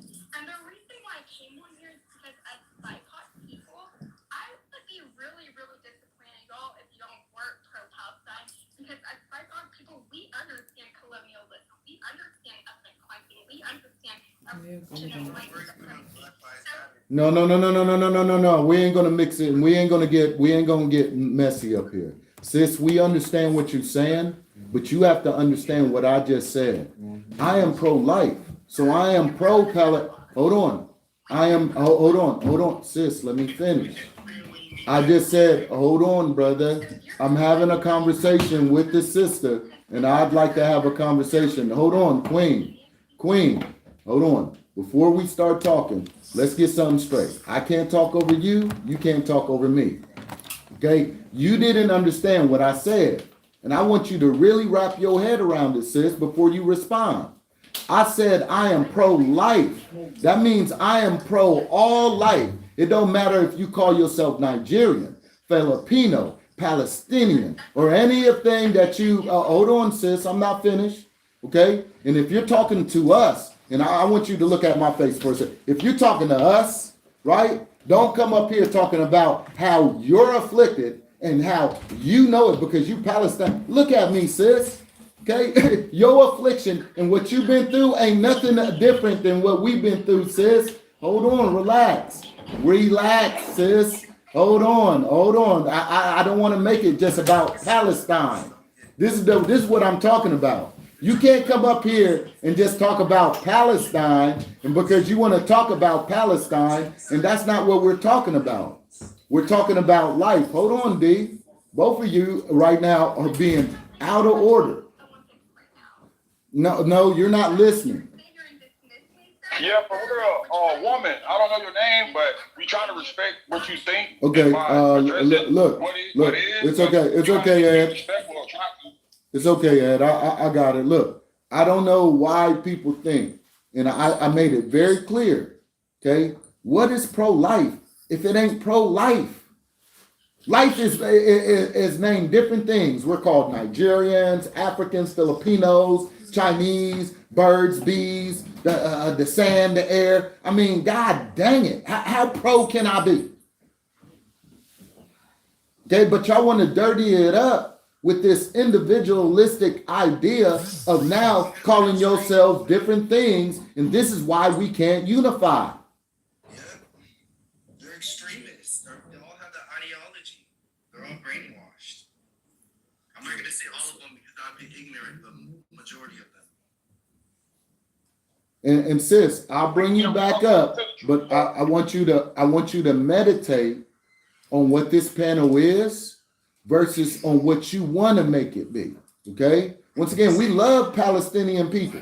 Okay. I'm not saying that, but you want to make it seem like because we're not trying to identify Palestinian people right now that we're not pro-Palestinian. No. Okay. I just said we pro-life, sis, and just put your head around that. Okay. Oh my goodness. Relax. Hey, peace and blessings, brother man. Peace and blessings. Peace, peace, peace. Peace and blessings to everybody here. I just want to touch on a few things. First and foremost, I'm not going to touch on the previous person that was speaking. I'm going to touch on that last. But the first thing I want to touch on is the real Mecca and Israel is in Jerusalem. Is that how you guys feel? If I'm mistaken or not? That's correct. The real Mecca and the real Jerusalem isn't where you think it is on the map. Before I speak, can you explain to me why you feel that way? Or why you think that it is that way? Well, so that I'm just yes, sir. What I have to say after. Yes, sir. Because those words, Mecca, Jerusalem, had a meaning. And these things were put on the map by the Roman papacy and the British royals. About 3 weeks ago, they came out to the world and they professed to the world that they stolen artifacts and scriptures that they colonized the world with. And once again, in scriptures, if you had any understanding in the words, the books, it would tell you Mecca, Jerusalem, is supposed to not be on a map. Okay? This is something that is spiritual, and these are teachings for priesthood and Levitical priests. And everybody in the whole world, big dog, ain't priests, and they surely ain't Levitical. My brother, can I ask you a question, my brother? Sorry to cut you off. Exactly what scriptures and what source say these details? So I can It's academic. Hold on. One is academic. Do you even know what Jerusalem means? Do you know what the word Hold on. Trying to make a point, man. Yeah, and this is good, and it's okay. conversation with you as much as possible. So I'm just learning from you what your position is. That way I can talk to you after. No, my question is, do you know the word, what Mecca means and what Jerusalem means? Pretend that I'm like your own kid that doesn't know. Okay, not a problem. Do anybody want to tell him what Jerusalem means? Jerusalem is a state of mind. The kingdom of heaven is within. Christ brings the truth that unlocks the kingdom of heaven from within so you can manifest heaven on earth. City of peace. And once again, you ask what scriptures. Well, for this panel, it's academic what scriptures these are. We've been reading these scriptures for a very, very long time. And for people to come up here and play like they don't understand and they're so profoundly to know these things, we'll tell you, man, hold on, I'm almost done. It's okay. No, I'm not. Look, I'm just making a broad statement. It's not directly to you exactly. Okay, it's in general. We talk to many people on this panel. Okay, it's not just you. We have to edify people that's also listening. Once again, these things had meanings.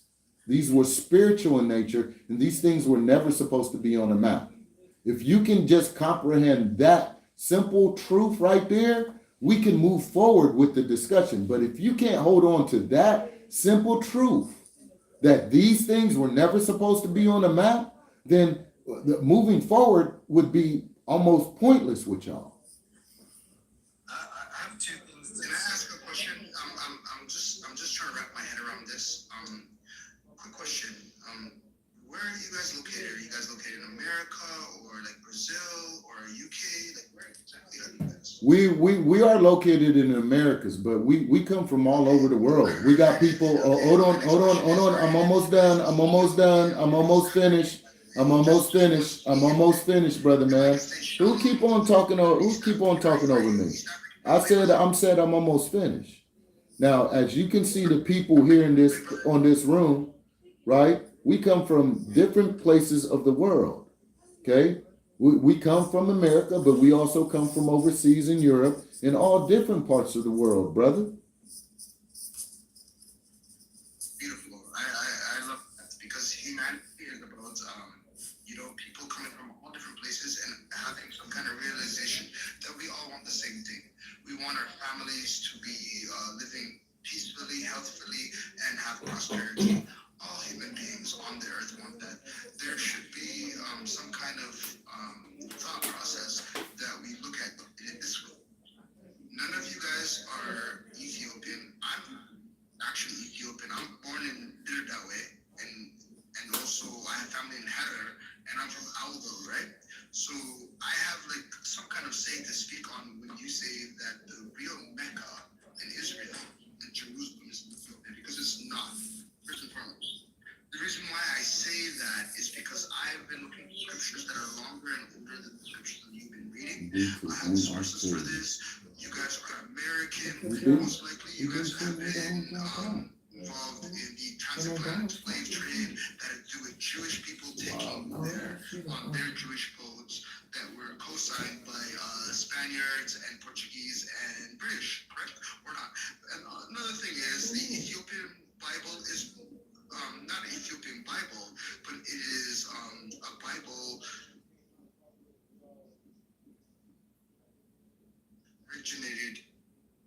originated in Jerusalem, and I know what Jerusalem means. It's actually called Jerusalem. You know what I mean? Hold on, brother. Hold on.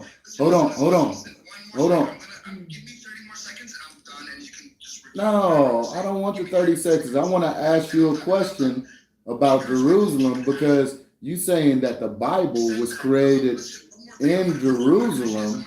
And once again, hold on, y'all. Hold on, relax, brother man. Relax. Hold on, relax. I know, brother. Hold on. I want to ask you a question though, real quick. Okay. Well, don't move nowhere. Don't move nowhere. Stop, brother. Stop. Okay. I tell you what, because you want to act ignorant as hell. No. Hold on, y'all. Relax. One is, we can have a conversation with y'all, but you ain't going to keep on running off at the mouth when I absolutely say, hold on. This is not your house. You're not going to just reach your hand in my refrigerator and take out the goddamn mustard and the ketchup. Okay? Once again, you ain't going to do this. Okay? I won't do this in your house, so you ain't going to do it in mine. Okay? I wanted to ask the brother a question, because we just told the brother what Jerusalem was, right? We just told y'all what Jerusalem was, and it wasn't on a map. But somehow he wanted to say the Bible was created in Jerusalem. Jerusalem. That ain't supposed to be on the map. And this is what the actual scriptures tell us. It's not even a place on a goddamn map. But somehow Jerusalem made the Bible. That don't even make any sense. That dog don't even walk here. That's why I had to cut you down. To respond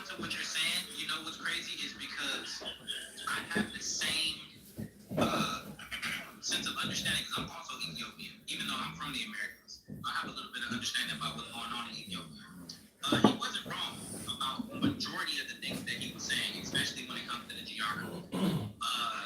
Mecca, Israel, and Jerusalem is not in Ethiopia, nor has it ever been.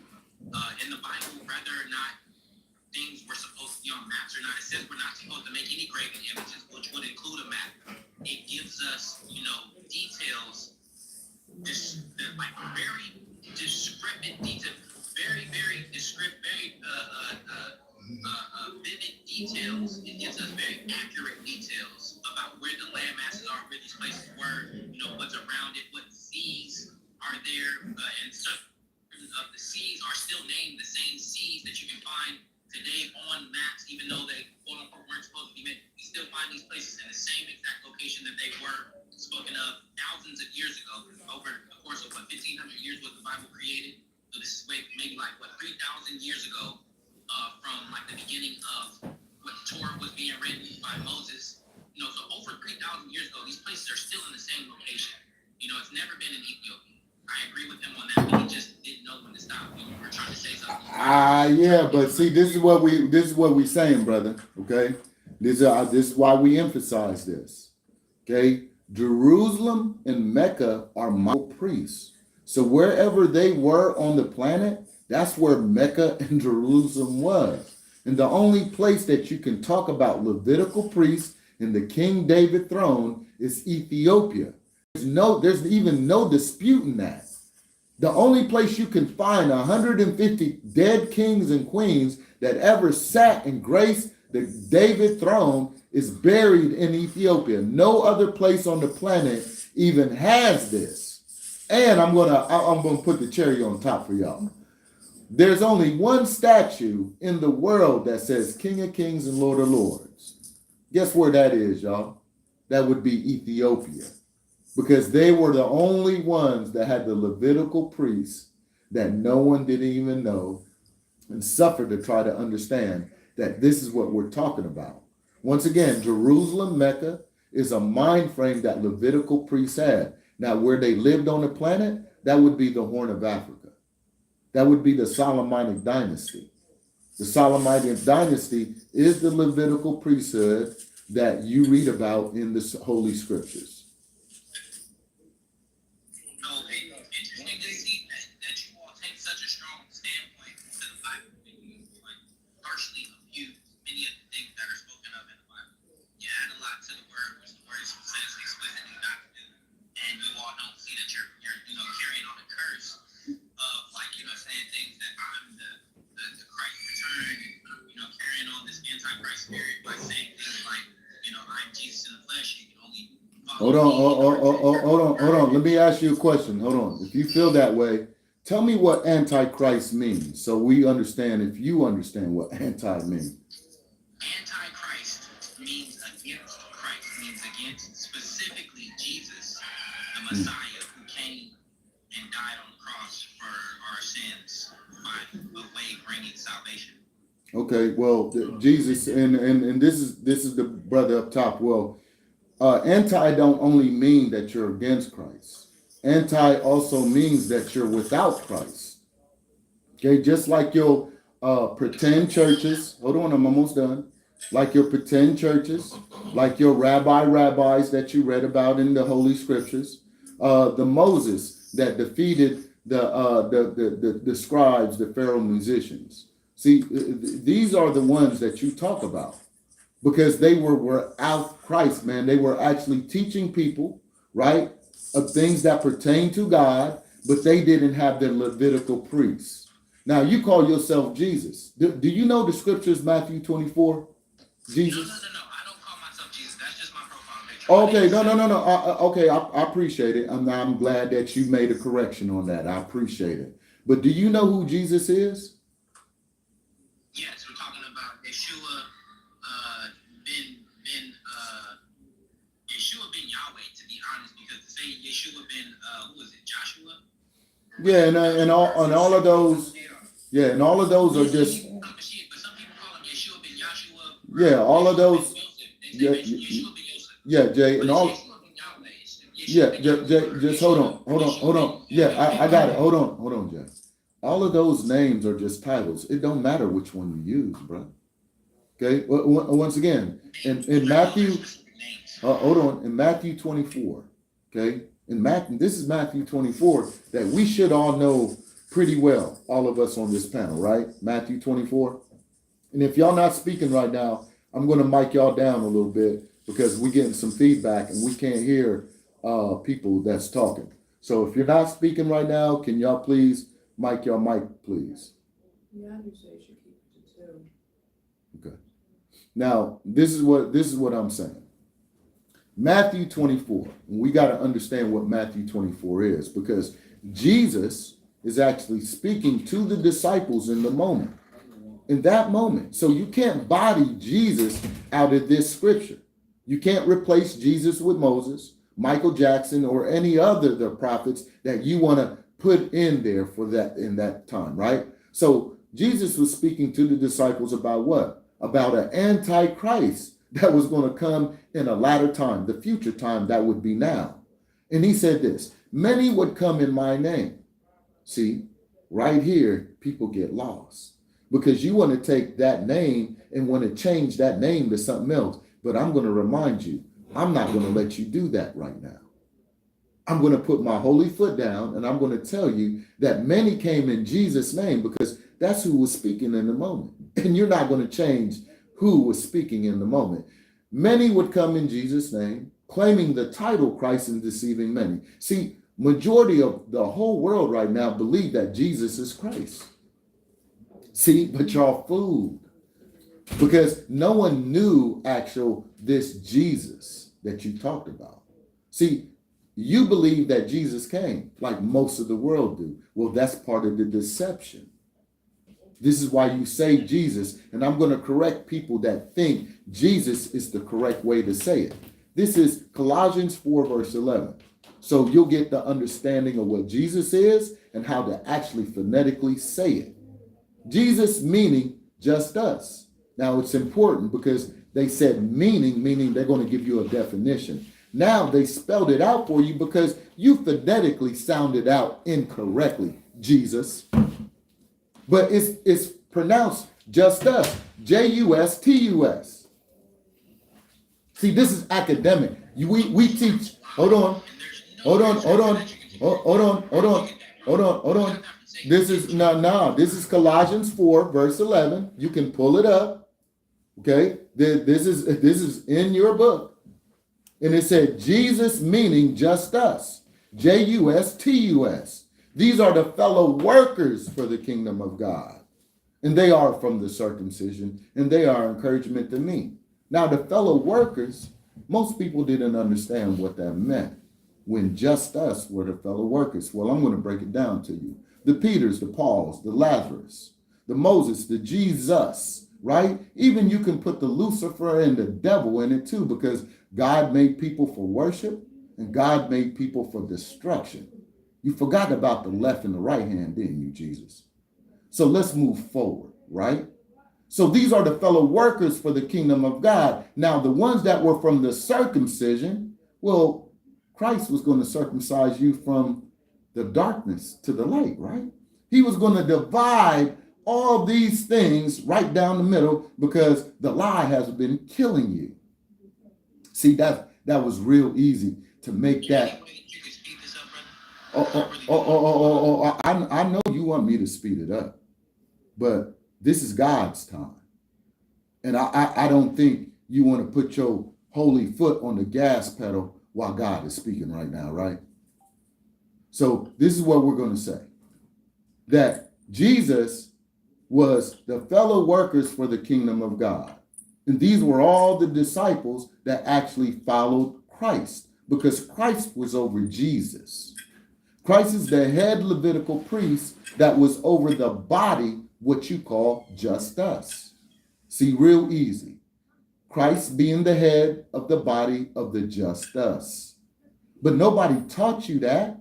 This is why you're drowning in watered down information. This is why you struggle right now.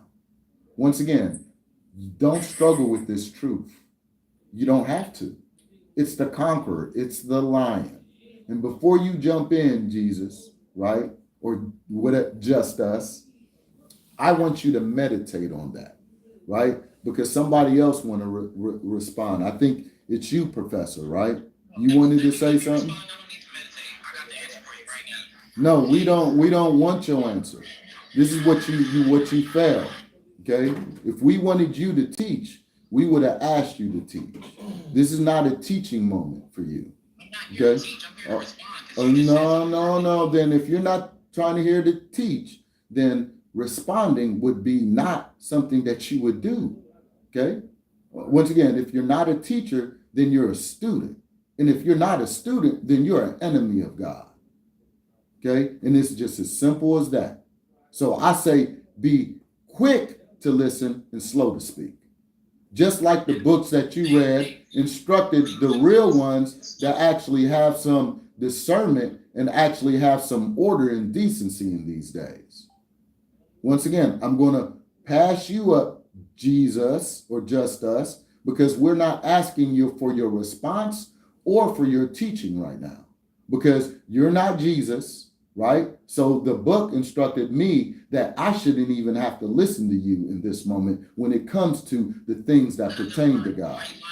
No, I'm not lying on the Bible, bro. And if you say I'm lying when we come back to you, right? Tell me what I'm lying about. Be specific, all right? Okay. What did I lie about?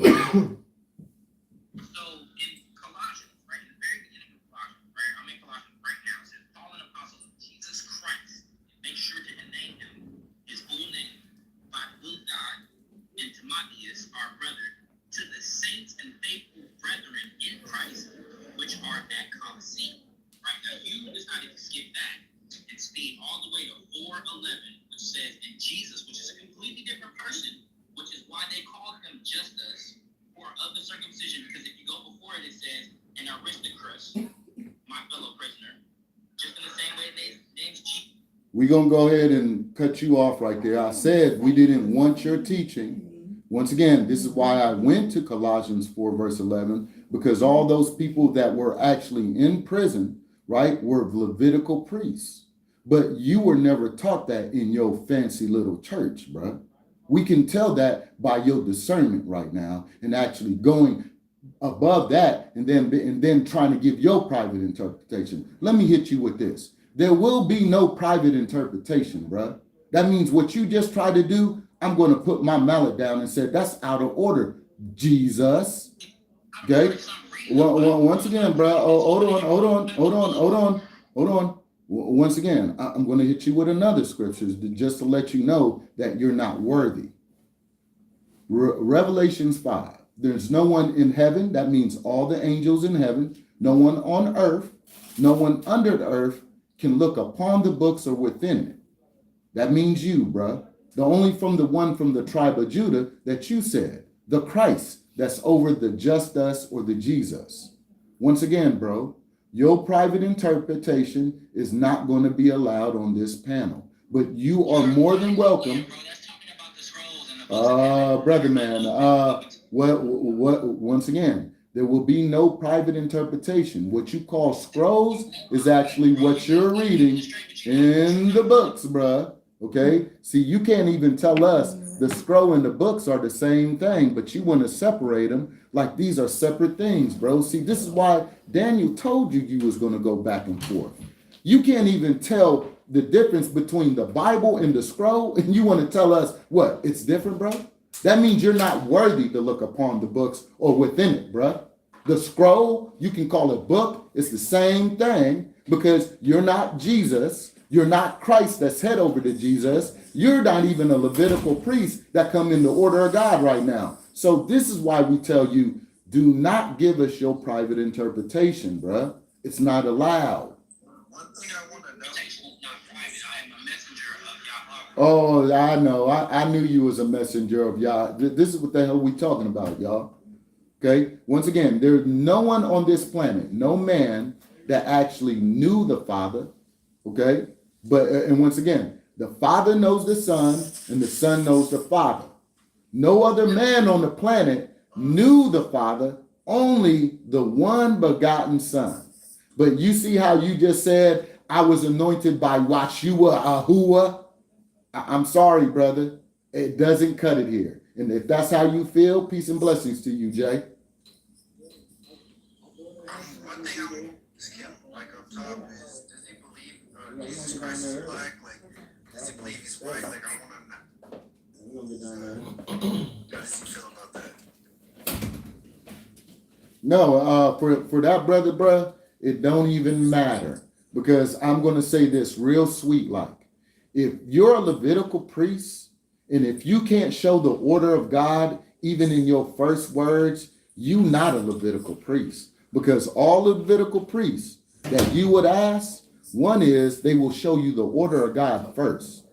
Because the order of God is the key to the whole truth. Hold on, bruh. It's one of the keys to the whole truth and nothing but the truth, and actually holding on to understanding. Okay? If you can't even show the order of God, then you can't even speak, period. Because God ain't within you, and the only one that would show you this order, that would be your head Levitical priest. That would be Christ. Pre-qualifiers, the priesthood was set in order after Jesus, who was greater than Melchizedek. So, like, what are you talking about? You believe that he already came and set this order up, right? He already did. This is our point. Exactly. If he did, brother, hold on, Jay. If he already set up the Melchizedek, brother, then why are you still sinning against God, brother? No, I sin right now by correcting your lies. Brother, man, you didn't answer my question. Now, if Christ came back and set up this Levitical order, just like in scriptures in John 1, chapter 2, verse 1 and 2, and then John chapter 3, verse 5, these scriptures tell you that when Christ came back and set up this order, he took away man's sin. So this is what we're saying. If he set up this order already, why are you still sinning? Okay, you know what? That actually is a good question. I thought you were on some crazy. The reason why people are still sinning is because death has not been done away with. Death has not been destroyed just yet. It hasn't been thrown into the lake of fire. That's why we're still sinning. According to the book of Revelation, But brother man, that don't even, what you just said don't even make no sense. You mean our Christ died on the skin? Hold on, brother. It ain't happened yet. So basically, Christ ain't came. If you say it ain't happened, Christ ain't came then. No, sin begat death.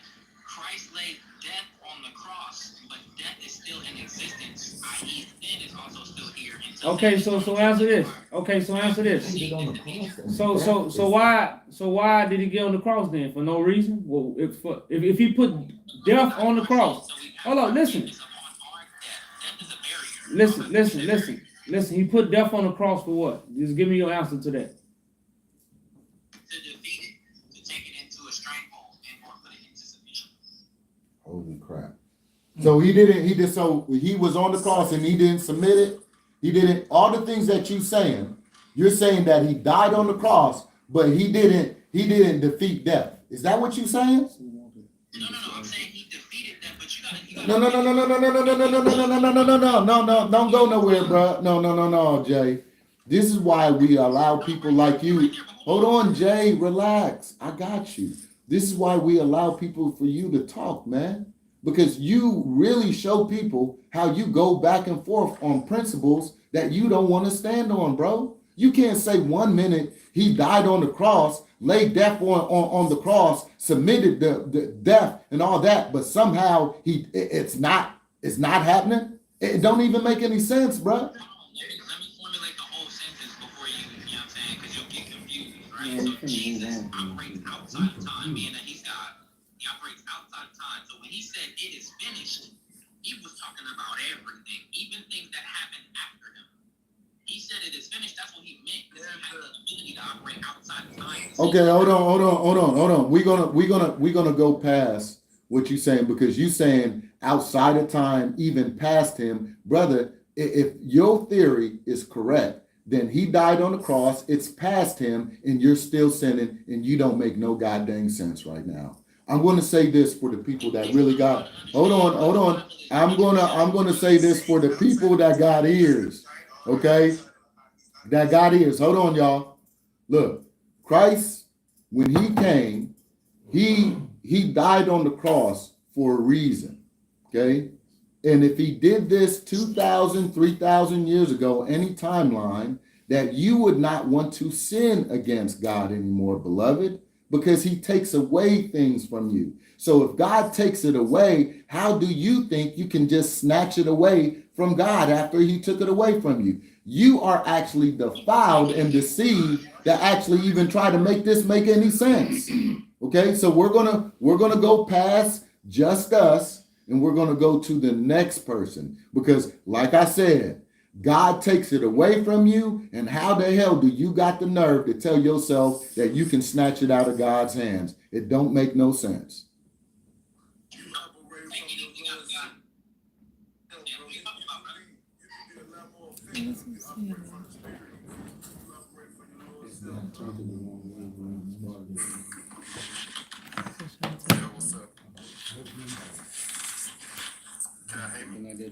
Yeah, we can hear you, brother. Yeah, we can hear you. Yeah, I have a question though. So I want to know why God of the Bible told the Israelites they want to have the babies in Palestine.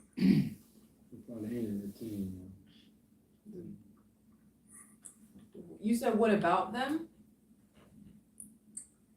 God of the Bible, like the Bible say, go to the Amalekite and alive man, woman. You said Well, those things are, once again, the things that you read in scripture are not literal things. They do it about spirit. The scriptures have to be read as a parable in an allegory form. When people don't understand what an allegory and parable is, you know, these are stories within stories. It means that the words are coded. Hold on, you got to hear me out, brother. Okay, so you understand. The words that you read in the scriptures are coded words. I'll give you an example. David. You think David is a name for one single person. It is not. David means the beloved ones of God. So if you're not understanding that these words have meanings just like the numbers, you are lost in translation and you're not going to get understanding. You would just read it like everybody else. So when you read that God was going to unalive people, well, that meant he was going to unalive people's spirit. Okay? The spirit is what we talk about with these spiritual teachings. What about the, can you read 1 Samuel 15:3? Read it, please.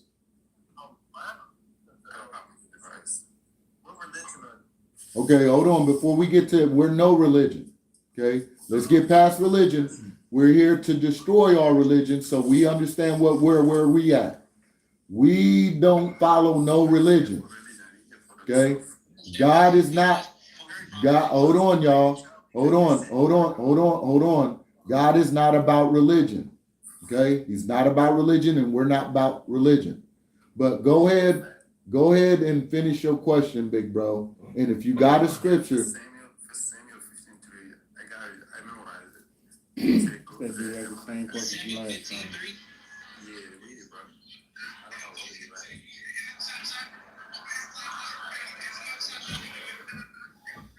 That's what the Zionists are doing in Israel and Palestine. oh yeah, I already know. And this is why they're not the people of the scriptures. They took that from the Bible, bro. Oh, I know they did. And once again, these things, hold on, yo. Oh, hold on, brother man. I told you we're not here for your teaching, just us. Okay? And once again, if y'all want to talk about Samuel, right, you're going to do it on this panel with these people.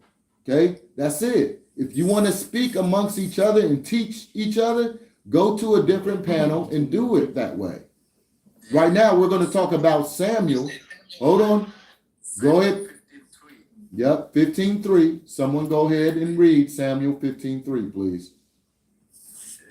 It says, now go and smite Amalek and utterly destroy all that they have and spare them not, but slay both man and woman, infant and suckling, ox and sheep, camel and ass. See, See, bro, they analyze. That's what they're doing right now. They took them from the Bible. This was directed a long time ago. Hold up, y'all. Let Professor talk. Who was speaking? Who read the scripture? Who read it, Professor? No. The professor asked the question. All right. So what was the question? So Zionists, they took that verse and they applied it to the Palestinians. Okay, that's a statement. Is that? Hold on, Jay.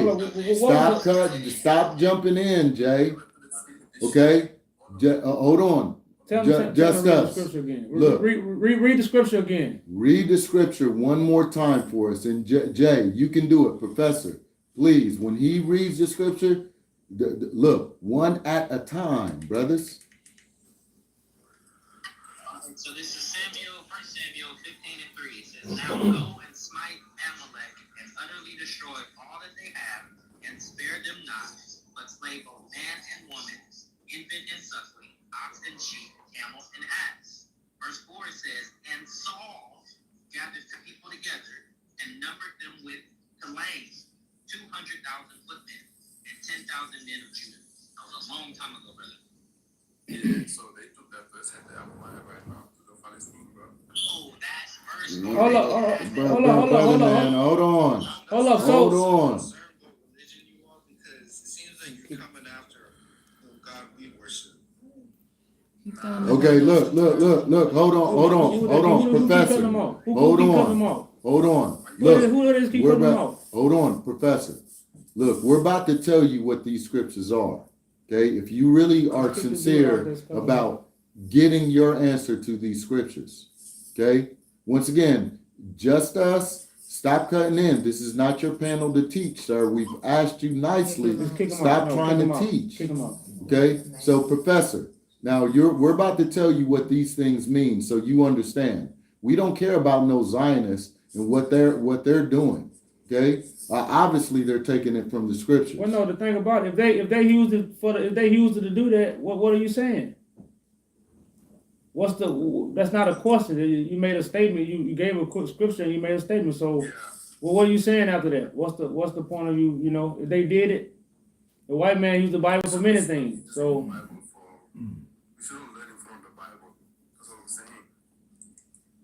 But that's what I'm saying. The Bible is used for evil. The Bible not even supposed to be handed out to everybody. So these are things that we teach to bring clarity to why the Bible not supposed to be in man's hands. Like, to me, the Bible should be banned. Well, that's why I say that. That's almost what we agree with. It shouldn't be in man's hands.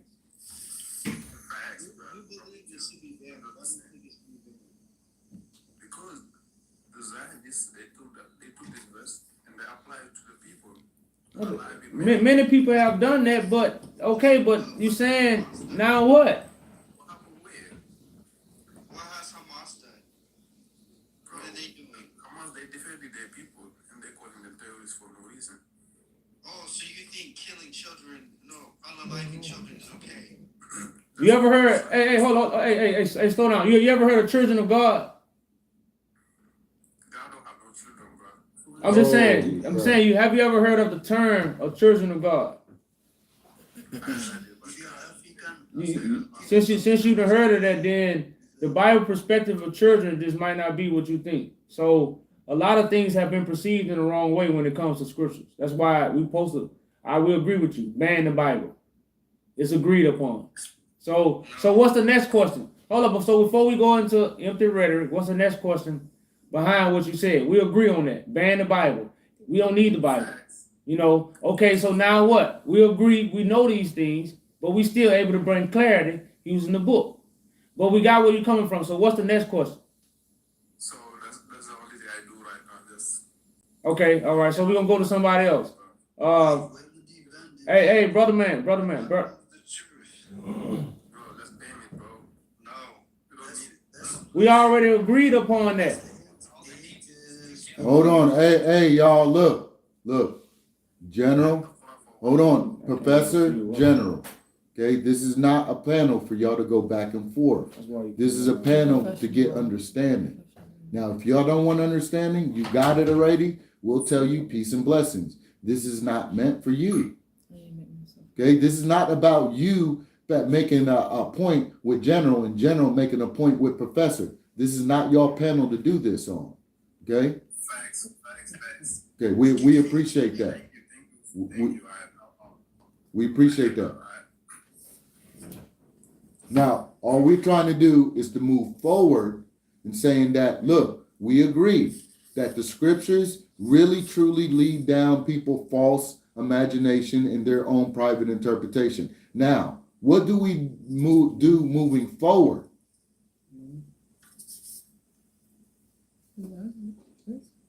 See, that's a tough question, right? Because everybody want to cling on to scriptures, into the book, like y'all can't breathe and walk without this goddamn book. You see how poisoned this thing is? And once again, what's poison about the book is your private interpretation, because the book ain't really poison.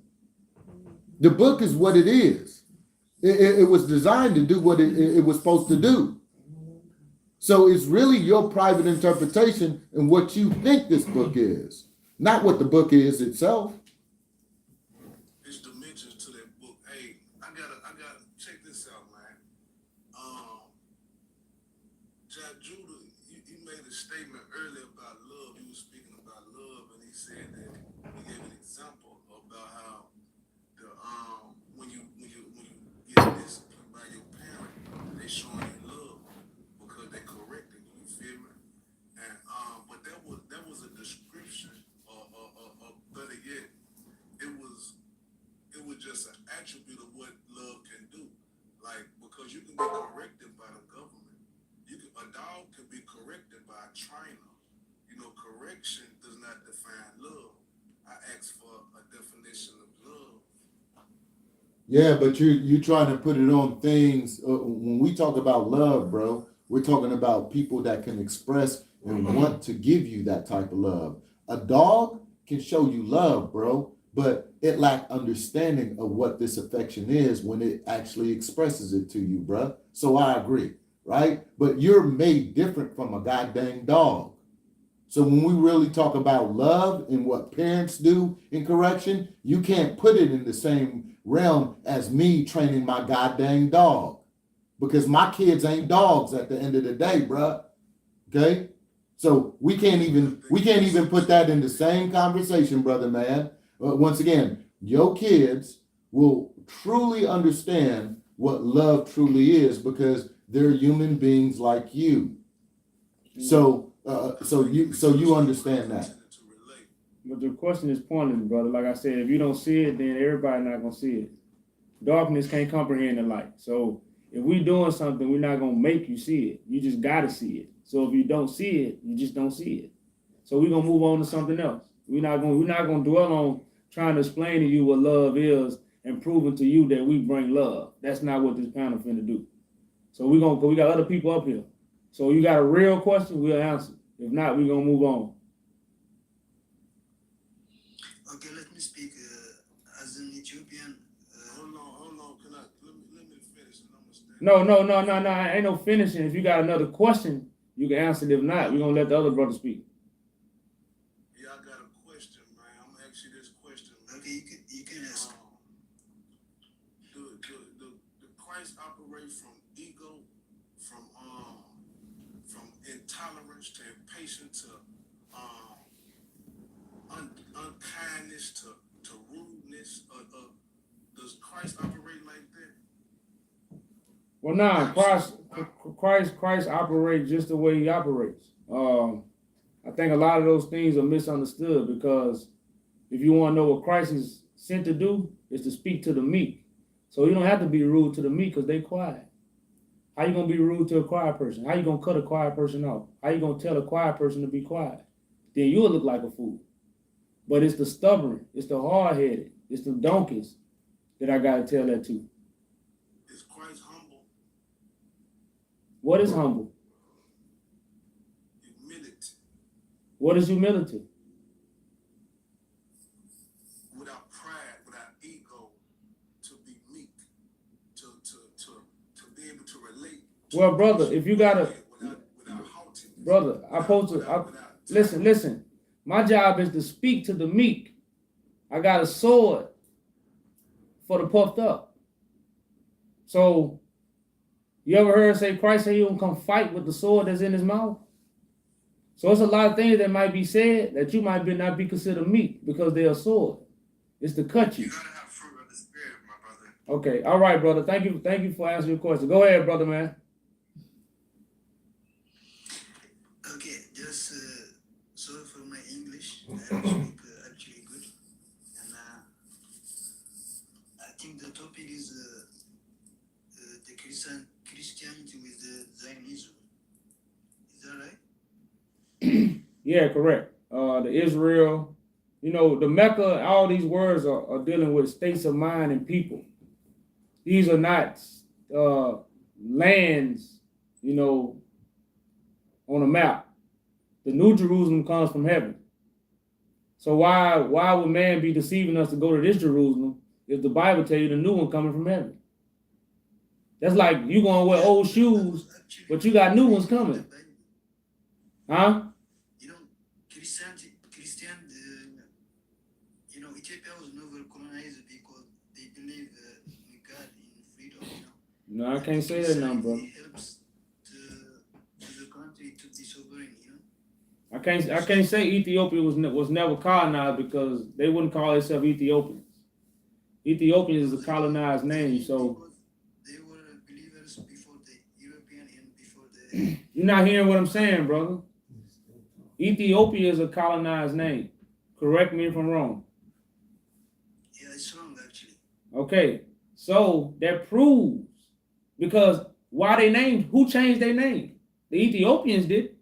How can Ethiopia be a colonized name if they changed it? But it comes from the colonizers, so that's proof in itself. That's just like I said, those just evidence before we go into the other stuff that tie into why Ethiopia is colonized. It was not Ethiopia like before. It was Abyssinia or... I don't know if you can understand my English. Can you understand my English? Yeah, I can. Okay, so why do they call themselves Ethiopia? Why did you colonize it? Well, no, why do Ethiopians call themselves Ethiopians? Ethiopia, that's an English name, but actually it is... No, brother man, the question is, why do the people call themselves Ethiopians? Because they're Ethiopian. It was for a long time Ethiopia. No, I mean, you see, this is look. In the 1900s, it was called Abyssinia. You saying that's a long time name, but at the same time, you said that's an American European name. Once again, you're not even understanding the even question that's being given to you, bro. You know that Ethiopia was a given name that Ethiopians didn't give themselves. Right there, hold on, let me finish, brother General, let me finish. The name alone told you that Ethiopia was colonized because you never gave that land the name Ethiopia, bruh. You even admitted that it was an American or a European name. Now, which one is it, bro? Okay, who gave you the name Ethiopia? Bro, you don't know it. I don't know it, but we know it wasn't Ethiopia. So it wasn't our people. If you say so, you have to tell me what was the name. Okay, bro, you just said it. No, tell her what. No, the name was Abyssinia. The name was Abyssinia, Magdala, and That's in the 18th century name. no, brother. But listen, listen. No. Hey, slow down. Haile Selassie's wife is considered the queen of Abyssinia. Correct me if I'm wrong. Sorry, can you say the question again? Haile Selassie's wife is the queen of Abyssinia. Haile Selassie is queen of Abyssinia. His wife. She's the emperor of Abyssinia. Whatever titles they have with her, she's the emperor of Abyssinia. Her majesty is attached to Abyssinia. You mean he? No, her. The empress. His wife. Yeah. She is the empress of Abyssinia. When you look under her name, it say Abyssinia. It don't say Ethiopia. Now she died in the 1900s, right? Yeah, that's right. Okay, so why is she not the Empress of Ethiopia? Because Ethiopia wasn't even called Ethiopia in the 1900s. So the colonizers. I'm telling you, the name Abyssinia came in the 18. Hey, I'm gonna do you like the next brother. I'm not gonna go down that road with you. We know Ethiopia is a name that wasn't created by Ethiopia. We know this. We both agreed on that. So we're not gonna go in circles about something that we can't. It'd be no conversation. It was like land of Habesh, you know. Brother, we know it wasn't. But the point is, brother, you're not even listening to the point. The point is, it wasn't Ethiopia. So.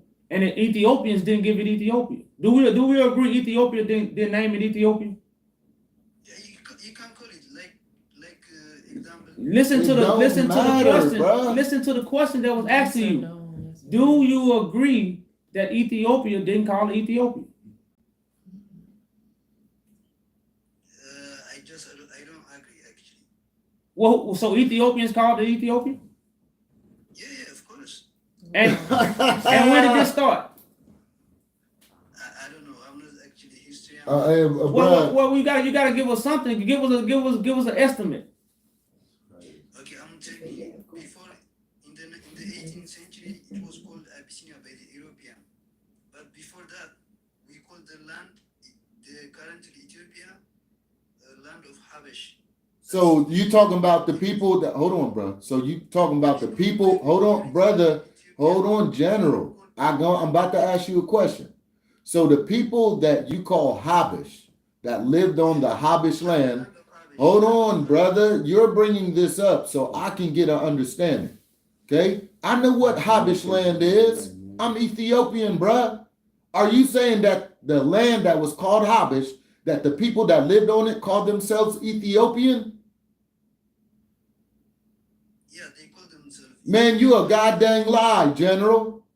No Habesh land ever called themselves Ethiopians, man. Ever, bruh.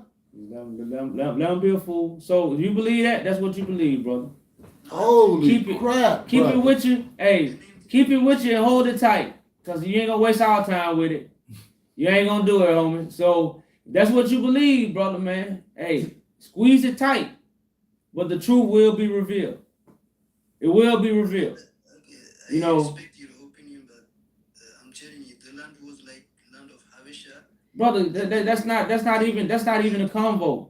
That's not even a conversation. That's not. We know the land was other names. We're not asking for education. We're not up here to be taught. We're up here to have a conversation. Now we know it wasn't never called Ethiopia until the Romans took over. Okay, you know. What was the name? It don't matter. It don't matter bro. what the name was. It wasn't Ethiopia. Okay, if you okay. Hey, where was Wallow at? What you say? Where was the land Wallow? Wallow? Yeah. Wallow? Yeah, Wallow. Well, it's a province in Ethiopia. It's a province in Ethiopia? Yeah. Okay. Do they still call it Wallow? Yeah, I believe, yeah. Why? What do you mean why? Why? Because well, when Wallow was called Wallow, Ethiopia wasn't called Ethiopia. Wallow was never in Ethiopia until somebody said it. Wallow was in another place. So what's the point? So my point is, why Wallow didn't change, and Ethiopia changed. Okay, that's my question. Okay, you just bring the argument. Why is Ethiopia now called Ethiopia? Okay, you have to tell what is the previous name of Ethiopia. You said it. Abyssinia. We named Magdala. You named the Hashabat. It wasn't Ethiopia, brother. It was other names. It was called like Midra. All right, man. We gonna thank you. Hey, thank you, brother.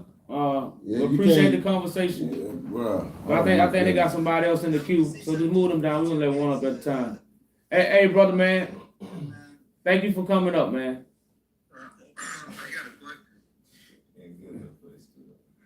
Well, my question is, what's your relative evidence that Jesus Christ was black? Like, I personally believe that. I'm kind of like conflicted between that because it says in the Bible that his hair was like wool. So Oh shit. Tell him to come back. Oh, it's right there. Yeah, you gotta say your question again. I said, can you give the relative evidence that Jesus Christ was black? Because like I partially believe that. I'm kind of like conflicted between that because it says his hair was like wool. So can you just like give more evidence so I can have more a basis of why I believe that he is black? Because I'm kind of conflicted between that. Well, the priesthood come from Ethiopia. So you think white people was in Ethiopia? Oh, I know Christianity started in Ethiopia. Okay, so I'm saying so let's talk logic. You think white people was in Ethiopia? You think if you had to bet your money, would Christ be black coming out of Ethiopia or would he be white? Well, what would you put your money on? I don't know. That's kind of hard. Oh well, then you can't. Hey, guess what? Yeah. You ain't smart enough to receive the answer. So I can't even help you on that one. So what's your next question? So we got other people that want to talk. We're not gonna waste up. We can't make everybody leave. So we got another question? The reason why. No. Hey, listen, brother. It ain't no reason why. Okay, what's the next question? The reason why I'm conflicted is because if people didn't know, in Israel they actually put Ethiopians in concentration camps and started injecting them with needles when most of them were pregnant, and they did horrible things, horrendous. I mean, and so that's the reason why I kind of like believe they are the chosen people of God. Okay. Yeah. That's what people don't know. Well, yeah. And what color are the Ethiopians? Huh? What color are the Ethiopians? They're black. Okay. And they're the chosen people of God, right? Yeah. And what Jesus is the chosen one of God, right? Yeah. So Jesus is black. Okay. So you got your answer, brother. Hey, and go look at the Russian icon pictures. That'd help you out too a little bit. Yeah, I seen that. Putin, he has a picture of a black man. So you got your answer, brother, man.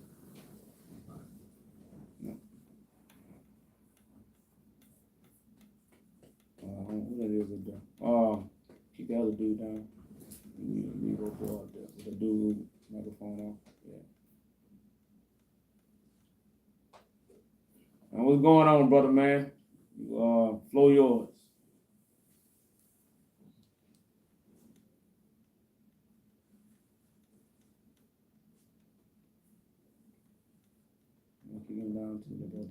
Kareem, about to let you go. You wanna come off your mic? Hello. Peace. Yeah, can you hear me? Yeah, we can hear you now. Oh, yeah. Yeah, I'm just curious about what the other speaker said about Ethiopia. Well, Ethiopia actually, I think it's a Greek name. So my only question here is, how can you justify they were colonized just by their name? Because I think that was your point, yeah. Well, I think people got to understand colonization is not just somebody coming and beating you up and taking your land. I think that's where a lot of people go wrong at. Colonization is not passing down your resources and your information that make you understand who you are. If I take a lion cub away from its mother and father, I can teach that lion to be a dog. I can teach that lion to dance on the ball. So I can colonize that lion. So colonization first starts with information. So a lot of information is controlled by the people that run the world. So that's why when you talk to Ethiopians, they don't even know their own history. That's part of colonization. Information. So information is the strongest colonization. Because they ain't got to touch you. They just won't let you receive the information. So you'll never know how to be a lion. You'll be dancing on balls. You'll be jumping through fire rings. Lions don't do that unless they train to do that. You know, so that's the colonization that's on the whole world, whether they took your land or not. Right. So I think like you're talking about they are mentally colonized, not they were not conquered. Is that what you're saying? Oh, yeah, it was conquered, you know, but Ethiopia was secretly conquered. That's why when you deal with Ethiopia, you deal with a lot of original things. You're dealing with the original Bible, original paintings, original priesthood. So you conquered this place, but didn't let the world know you conquered it. That's why you got Victoria's Secret. So it's a lot of things that prove you Ethiopia was physically conquered. You know, and proof right now, if you look up Ethiopia, they got an Italian emperor. How you gonna have an Italian emperor for 6 years, but you will never come? What you think the Italians was doing to all the Ethiopians in them 6 years? Throwing parties? So it was many people slaughtered. They don't tell you who they killed. Don't nobody talk about who the British got rid of. So these are things that's withheld from the world that they even talk about Ethiopia being colonized. Well, yes, Ethiopia has been conquered, but secretly. Right. So apart from the conqueror, I mean, yeah, you talk the Italian warrior you mentioned. Is there any other evidence to support your claim? Well, yeah, they got a whole bunch of artifacts, relics, books, gold. You know, very valuable things that's very dear to Ethiopia. And if Ethiopia will never conquer, they'll be able to get it back. It'll be theirs. That's showing you how somebody had came into your land, took your possessions, and haven't given them back. Because they conquered you. But these things are not explained to the world. Most people in Ethiopia don't know about the siege of Magdala. You tell them about the siege of Magdala, be like, what? I'm from Ethiopia. You know, so yes, man, Ethiopia has been conquered and colonized, but secretly, again, secretly. Yeah, actually, you have a point there. But my own concern actually about the Mecca here and the Jerusalem. Do you have any other, evidence as well to strengthen your claim? Well, yeah, because Mecca is one who is like God. So the person who sits on King David's throne that's in Ethiopia would be who? The one who is like God. That's why the throne represents the King of Kings and Lord of Lords. That would be the Mecca. That would be the stone that people will look to. You know. Sorry, continue on. What did you say the word Mecca means? The one who is like God. If you look up the Hebrew meaning of Mecca, it means the one who is like God. That's why in Mecca they got a black rock. All this is Hollywood. But the real Mecca will be the individual that God has placed the spirit in to sit on the throne, to be King of Kings and Lord of Lords. And of course, that will be God, because God is over every king and every lord. And that will be the true Mecca that the world is finna look to. And then Search the name, but I couldn't see anywhere it says that. Oh, you can't? Let me find it for you then. Right. Mecca, Hebrew meaning. Mecca, Hebrew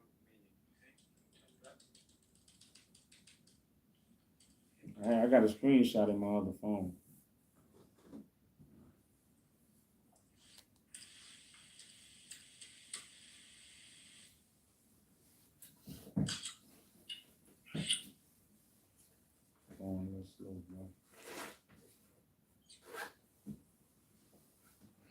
Numerology of Mecca is 7. Ginger is boy. One who is like Yahweh, God.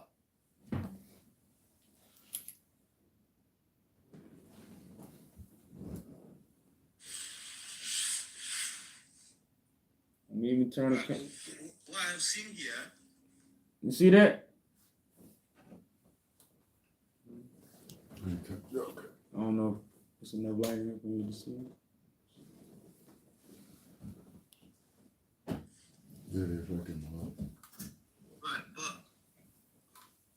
You see that?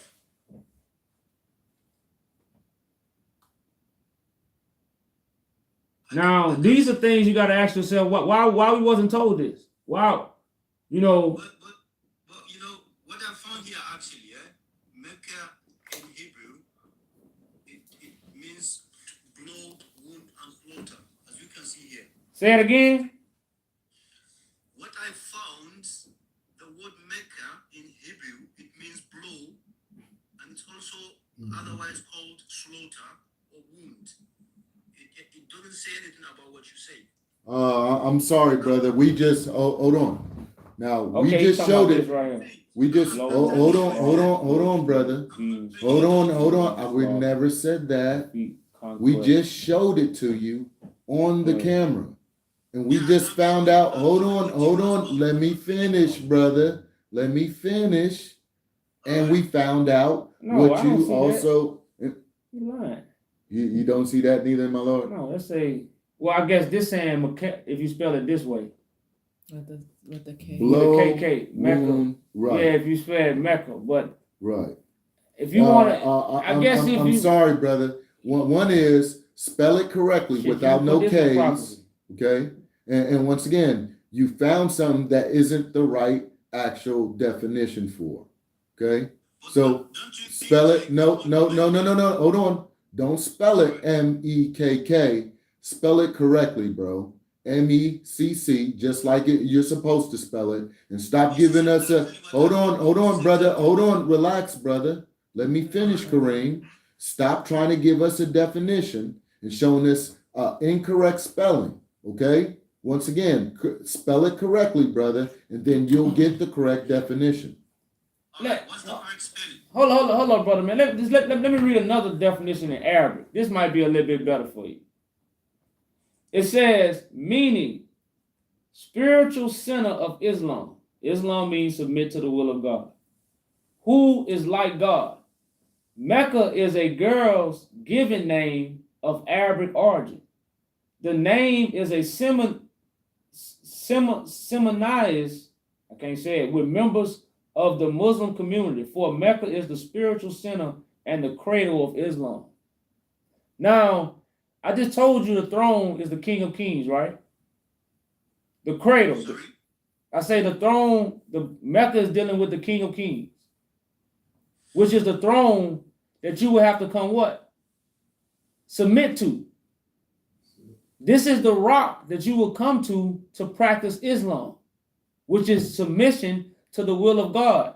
But it also says cradle. Now, where was Christ? In the manger, right? Is not Christ the King of Kings? So, again, if you're going to submit to God, this is the cradle you're going to come to, which is the Mecca. And you won't be going to a black rock. I promise you. No prophet told you to go to the rock. They told you what the rock represented. So this is another definition for the word Mecca in Arabic.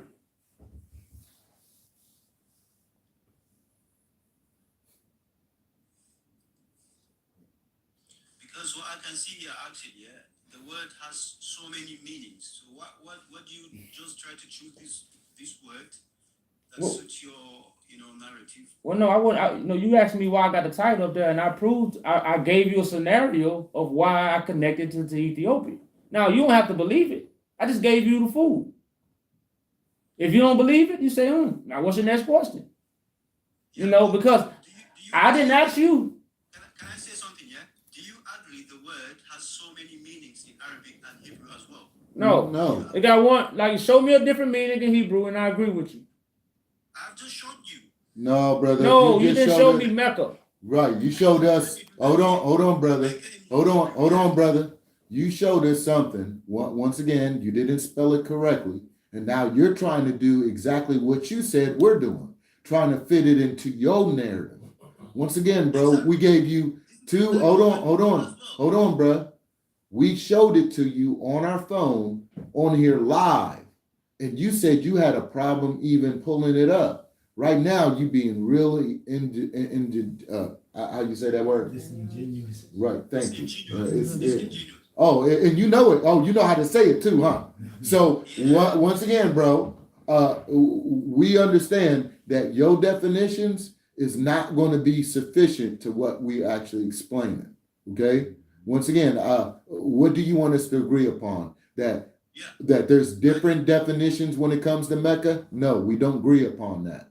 Once again, we have a higher understanding that actually within these definitions, we can show you the similarities, but you'll say it's different from somehow. Well, actually, what I wanted to point out is the word Mecca. It has different meaning in Arabic and in Hebrew. Hey, brother, man, we can move on from that topic, brother. You know already. We can use the same word as well. Hey, brother, man. Hey, we don't mean to cut you off, but we're gonna move on from that topic because we finna get off here. We got some more people that might want to come up. That might want to know a little bit more. Hey. No. Your point. Hey, listen. Your point. Hey, brother, man. Bro, we ain't trying to get into your feelings, bro. We don't care about your feelings. You can't walk man. into Mars Relax, and just over talk the person that's standing up. Matter of fact, you gotta take his shoes off when you can't talk. You know, so we're gonna move on. If you got another question, we're gonna answer that. We're moving on from the Mecca. All right. So, but I just want to say something. Do you know what Bakka means? Bakka. No, won't you tell us what it means, bro? So, Bakka is a place mentioned. Actually, Bakka, we believe as Muslims, we believe Bakka is the other word, ancient word for Mecca. You still going back to this Mecca? But brother man, Kareem, you keep on going back. Look, I'm gonna drop something from you. You're Muslim, correct? Okay, so you do face the east and the west and the Kaaba? All you're doing is Googling like me and coming up with Okay, so okay, hold on. I read the Quran too. Can you read the verse Surah 2, 177? I know the verse. It says, yeah, I know the verse. Okay, now once again, I agree. Now, can you translate it for us in English? All right, I'm gonna do that. Now I'm going to show you right now, after you translate it in English, so you're gonna get his Quran. that most people that read the Quran don't actually follow the Quran at all. And the Quran don't tell you to follow the Quran, it tells you to follow Allah. But the point is that us Muslims, when we read the Quran, we don't actually do the instructions. And we're going to show you right now how off you Muslims are when it comes to your spirituality. Now, can you read it for us? And you said you faced, hold on, Kareem. Hold on, Kareem, I'm about to. 177. Okay, chapter 2, 177. And you just professed to us, you face the east and the west and the Kaaba. This is what you profess. Yeah, but before I go to the verse, I'm going to tell you something. Yeah, at some point in history, the verse, the point of direction, that is Qibla. No. You ain't gonna try to run. No. If you don't want to read it, bruh, you don't want to read it, it's okay. Kareem, look, we've heard it all before, good brother. Okay? I submit, hold on, Kareem, hold on. Kareem, hold on, Kareem. Okay? Once again, we're true Muslims. We follow Allah. We actually read, hold on, Kareem. We actually read your Quran just like you, big dog. Once again, you should know this when I say it. The Quran that you read never told you to follow the Quran. The Quran that you read never told you to follow Muhammad. The Quran that you read tells you to follow Allah. Now, good brother, hold on. Now, you're a good Muslim. Hold on, Kareem,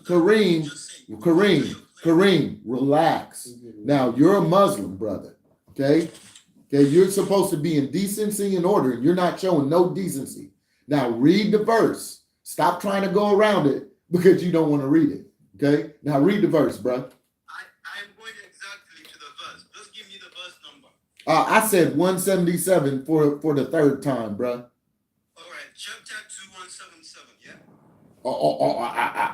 For the fourth time, bro. All right, no worries. I'm going to. Okay.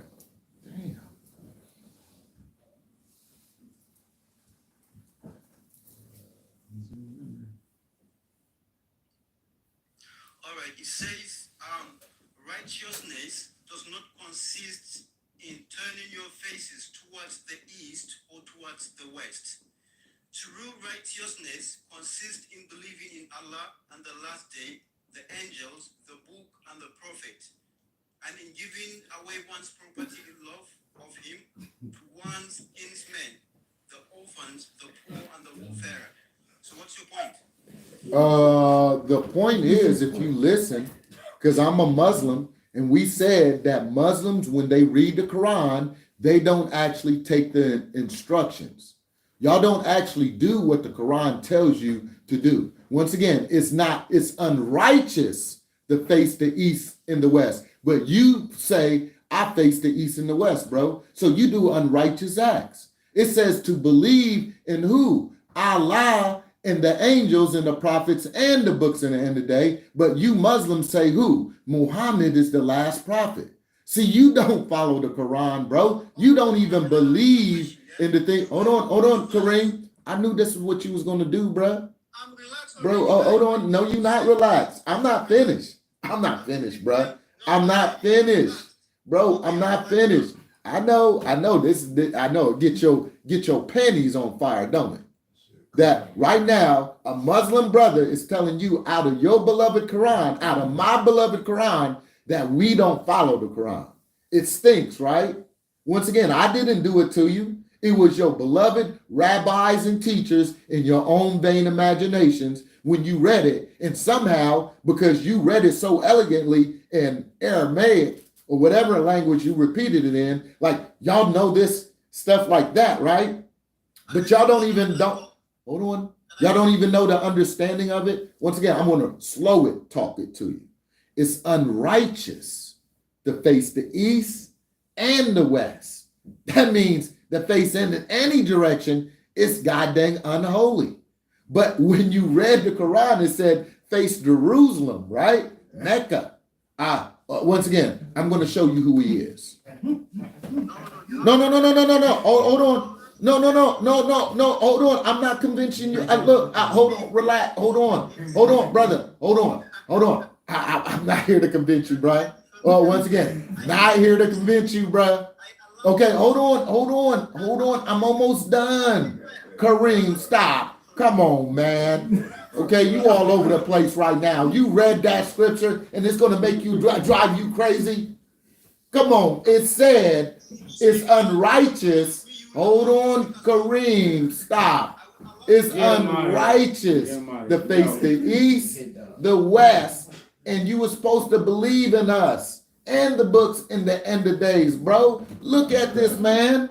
Just go meditate on it, bro. Okay, this is the end of days, bro. Let him go meditate. Okay, this is weak. Stop. Hey, we gonna drop it down, brother. We got one more person we gonna let up, man. We gotta say we gonna end the podcast. We gave you a lot of information, brother. So meditate on it to pick the one with the most followers. 37, Rev. Who did that?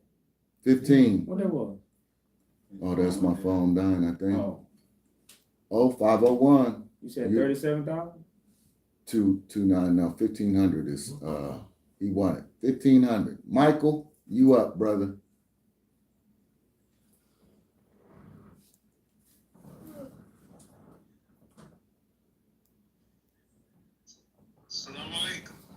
What's up, brother man? Peace and blessings to you. How you doing? I just came in on the live. I heard you and the brother speak. You said you're Muslims. Okay. You Sunni tonight. I'm a Sunni. Can you explain to me what, like I said, I'm coming as in on the conversation. Can you give me a heads up on what you was talking to the brother about? Well, just to get clarity, that we don't follow no indoctrination or what you call a religious Muslim. We are the true Muslims because we actually follow Allah. We are the true Christians because we actually follow the Christ in the flesh. Now, there's a lot of fake Jews-ish, a lot of fake Christians, and a lot of fake everything right now. All we're saying is we're not of a religious order. We come in spirit and in truth.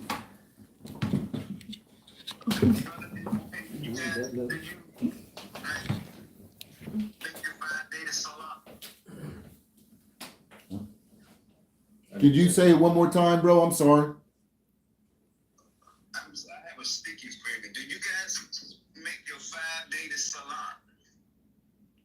A 5-day salah? You gotta tell them we ain't them kind of Muslims. You think We ain't them type. Well, I try to reiterate, bro. Whatever you got in your mind, what a traditional Muslim is, and it has to do with religion and long handed down traditions. We are not those type of Muslims. Okay. Wow.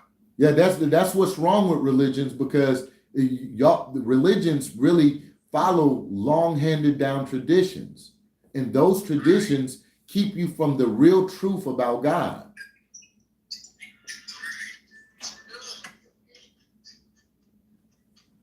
Okay, man, inshallah, I thank you for having me in and explaining that to me.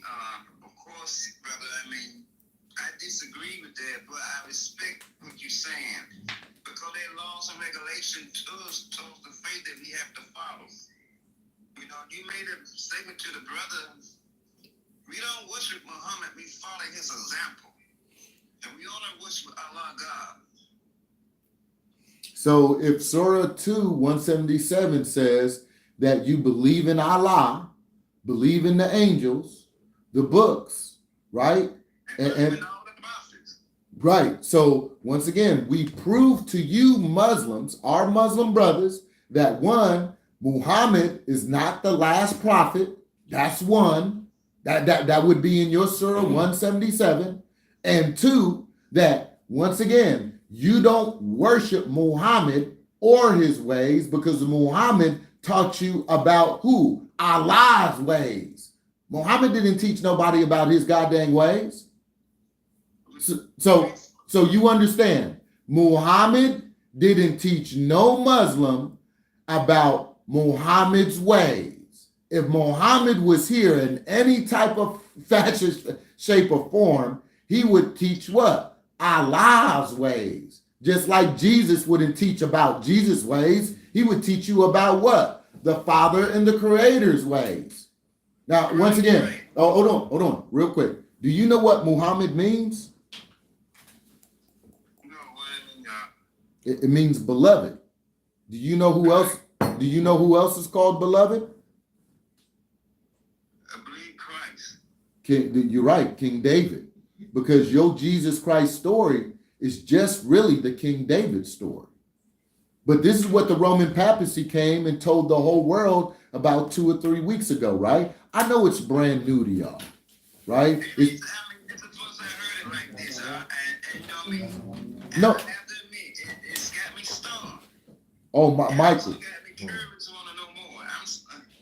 Michael, I get it. Look, my sister, Arch Revolution, yep, she has a lot of stuff on the papacy, what they've said, the interviews, everything. You can go on her panel, you can look at some of her videos, and she'll get you up to speed. But they've already professed this to the world about 2-3 weeks ago, and Yaju has already been telling people for years about this.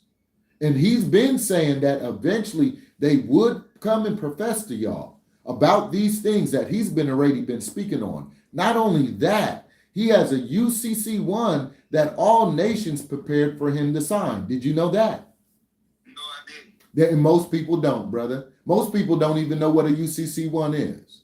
But this is just about to ask you, what is that?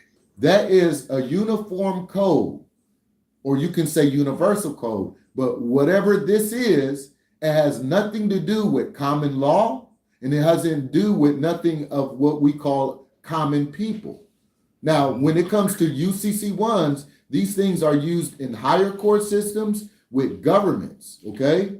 They actually use UCC1s to form laws, bylaws, and trust funds that you don't know about. One, the monetary system and all governments are on UCC1s when they first developed. Did you know that? No, I didn't. Okay, this is what they don't want you to know. So this is almost like a standard paperwork that all governments use all over the world, Michael. Now, this is your question to you. This is food for thought. If every continent or every nation is like separate from every other nation, would we use the same goddamn paperwork at any given time? Yeah, that's my man. So that tells you right there that they're lying to you about them really being separate. And I'm going to give you another fun factor. I'm a soldier, 20 years military. When we go to war with people, really go to war, would we say practice war before we go to war with them? I mean, like fun to train for it, you know. Now, this is your thought.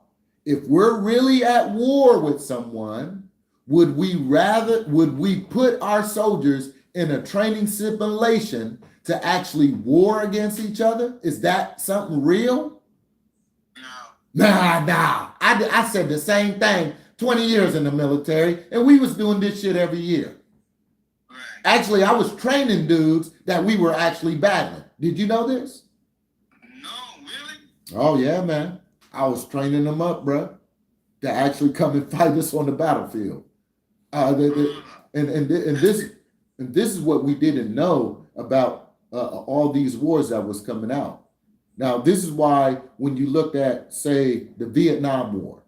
Now, the Vietnam War is a real trick of war, but most people didn't know the back-scene detail about the Vietnam War. Did you know the Vietnam War was created, bro? No, I didn't. Yep, actually, the Vietnam War started on a little ship right on the Philippine Islands. Okay, right out, and it set off the war in that region. You can look it up. It was a propagated war. Okay, just like most wars are, they're propagated, and they're not even real. Now, the lives are real. Now they'll kill you in numbers. That's not the point. The point is that they generate money. Okay, the most time that any one country generates the most income is when they're at war. Did you know that, Michael? No, I didn't. Well, this is why we're bringing this information out. And I appreciate that because I did not know none of this, what you're saying. You know me, I heard bits and pieces from other people, but I didn't take them seriously like I they really confirming some of the stuff I heard before. Yes, sir. And this is why we encourage you, Michael, to stay with us. We give this information out. We don't put no chaser to it. We put these things on our websites for you to read, to look at, so you can get a better understanding of what the movement is going on right now. Like I said, Yaju Judah is the only one on the planet that has a UCC1 doctrine and has the receipts to the King David's throne. And in a matter of time here, he's about to sign the greatest authority in front of the whole world, but most people don't know it. Okay, and in order to get more of this information, do I look the sister in the corner here? That's who I follow. Or what? Yeah. Look, I have following her. How would you guys come out with your information with classes like this? We come out every Tuesdays, Thursdays, and Sunday nights about 7, 8 o'clock. We have these type. That'd be Alabama time. I'm from Alabama. About 8 o'clock. Oh, 8 o'clock. Okay, brother. Yep, and we're right down the way from you, and bro, Michael, and we're right down the way from you. We're in Baton Rouge, Louisiana. Oh yeah, you read.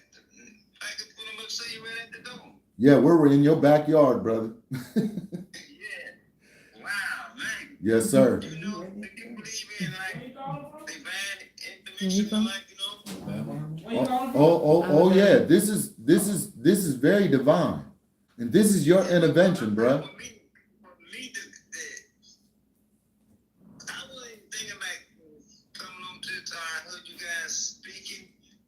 And caught my ears, you know. I'm like, well, let me see what he talking. I said, of course, I had some negative things that when I was listening, I'm sorry for calling you clowns in my man, but I see you got further, man. Y'all are very knowledgeable.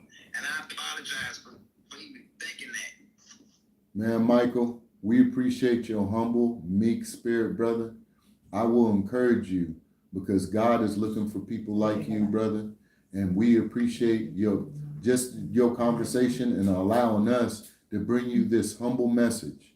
I know everybody's been waiting for this message, but this message was only going to go to his beloved ones and the meek ones that would accept it.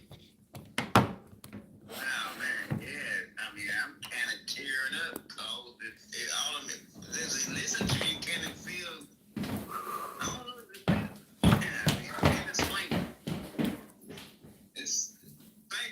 Thank you very much, man. I want to do my best to kiss you guys. The days coming. I only follow this sister of PIC in a corner there. This is how I would get more information through her. You can also check out the website, yajujudah.com is on the screen. The YouTube that's on Sunday, Tuesdays, and Thursdays, that's the Yajujudah. You can also, he's also on TikTok. You can follow his pages to get more information. Okay, let me get a pen here. I can't write this down. Oh, wow.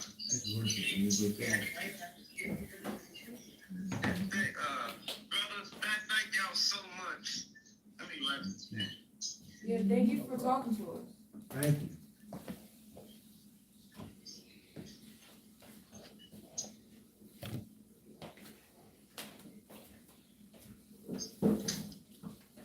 Peace and blessing. Thank you so much for taking time out with me on this. No All right, brother, problem. man. Peace and blessings to you. Peace and blessings, bro. Y'all have a blessed night. You as well. Let us know where we at, y'all. Let us know we're in the DC area. Contact us if they trying to nation build. Get out of here. Yeah, y'all, we're in DC. So if you're in the area, you can come meet us. We're trying to nation build. So this is serious, you know. But we are in DC for a little bit longer, so yeah. That's about it. Peace. Hey, y'all, hold on. Y'all go check out the petition at yajujudah.com. The declaration also on the page. We here, y'all. We here. If you want to read the UCC one, it's on the website as well. Declaration. Peace, y'all.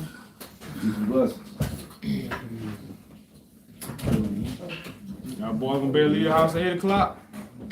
Y'all gonna better leave the house at 8. Y'all could have just put some chairs to the back.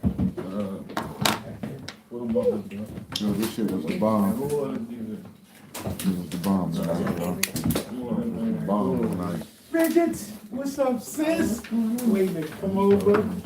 How are you? Good, how you doing? Good. Nice to see you. How are you? This is your awesome, sis. Here you go, sis. Come on. Here you go.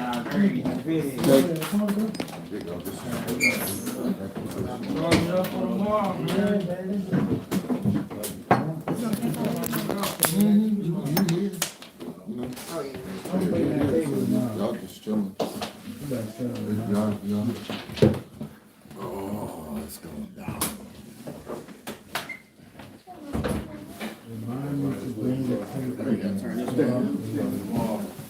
Peace and blessings, everybody. We got the light on.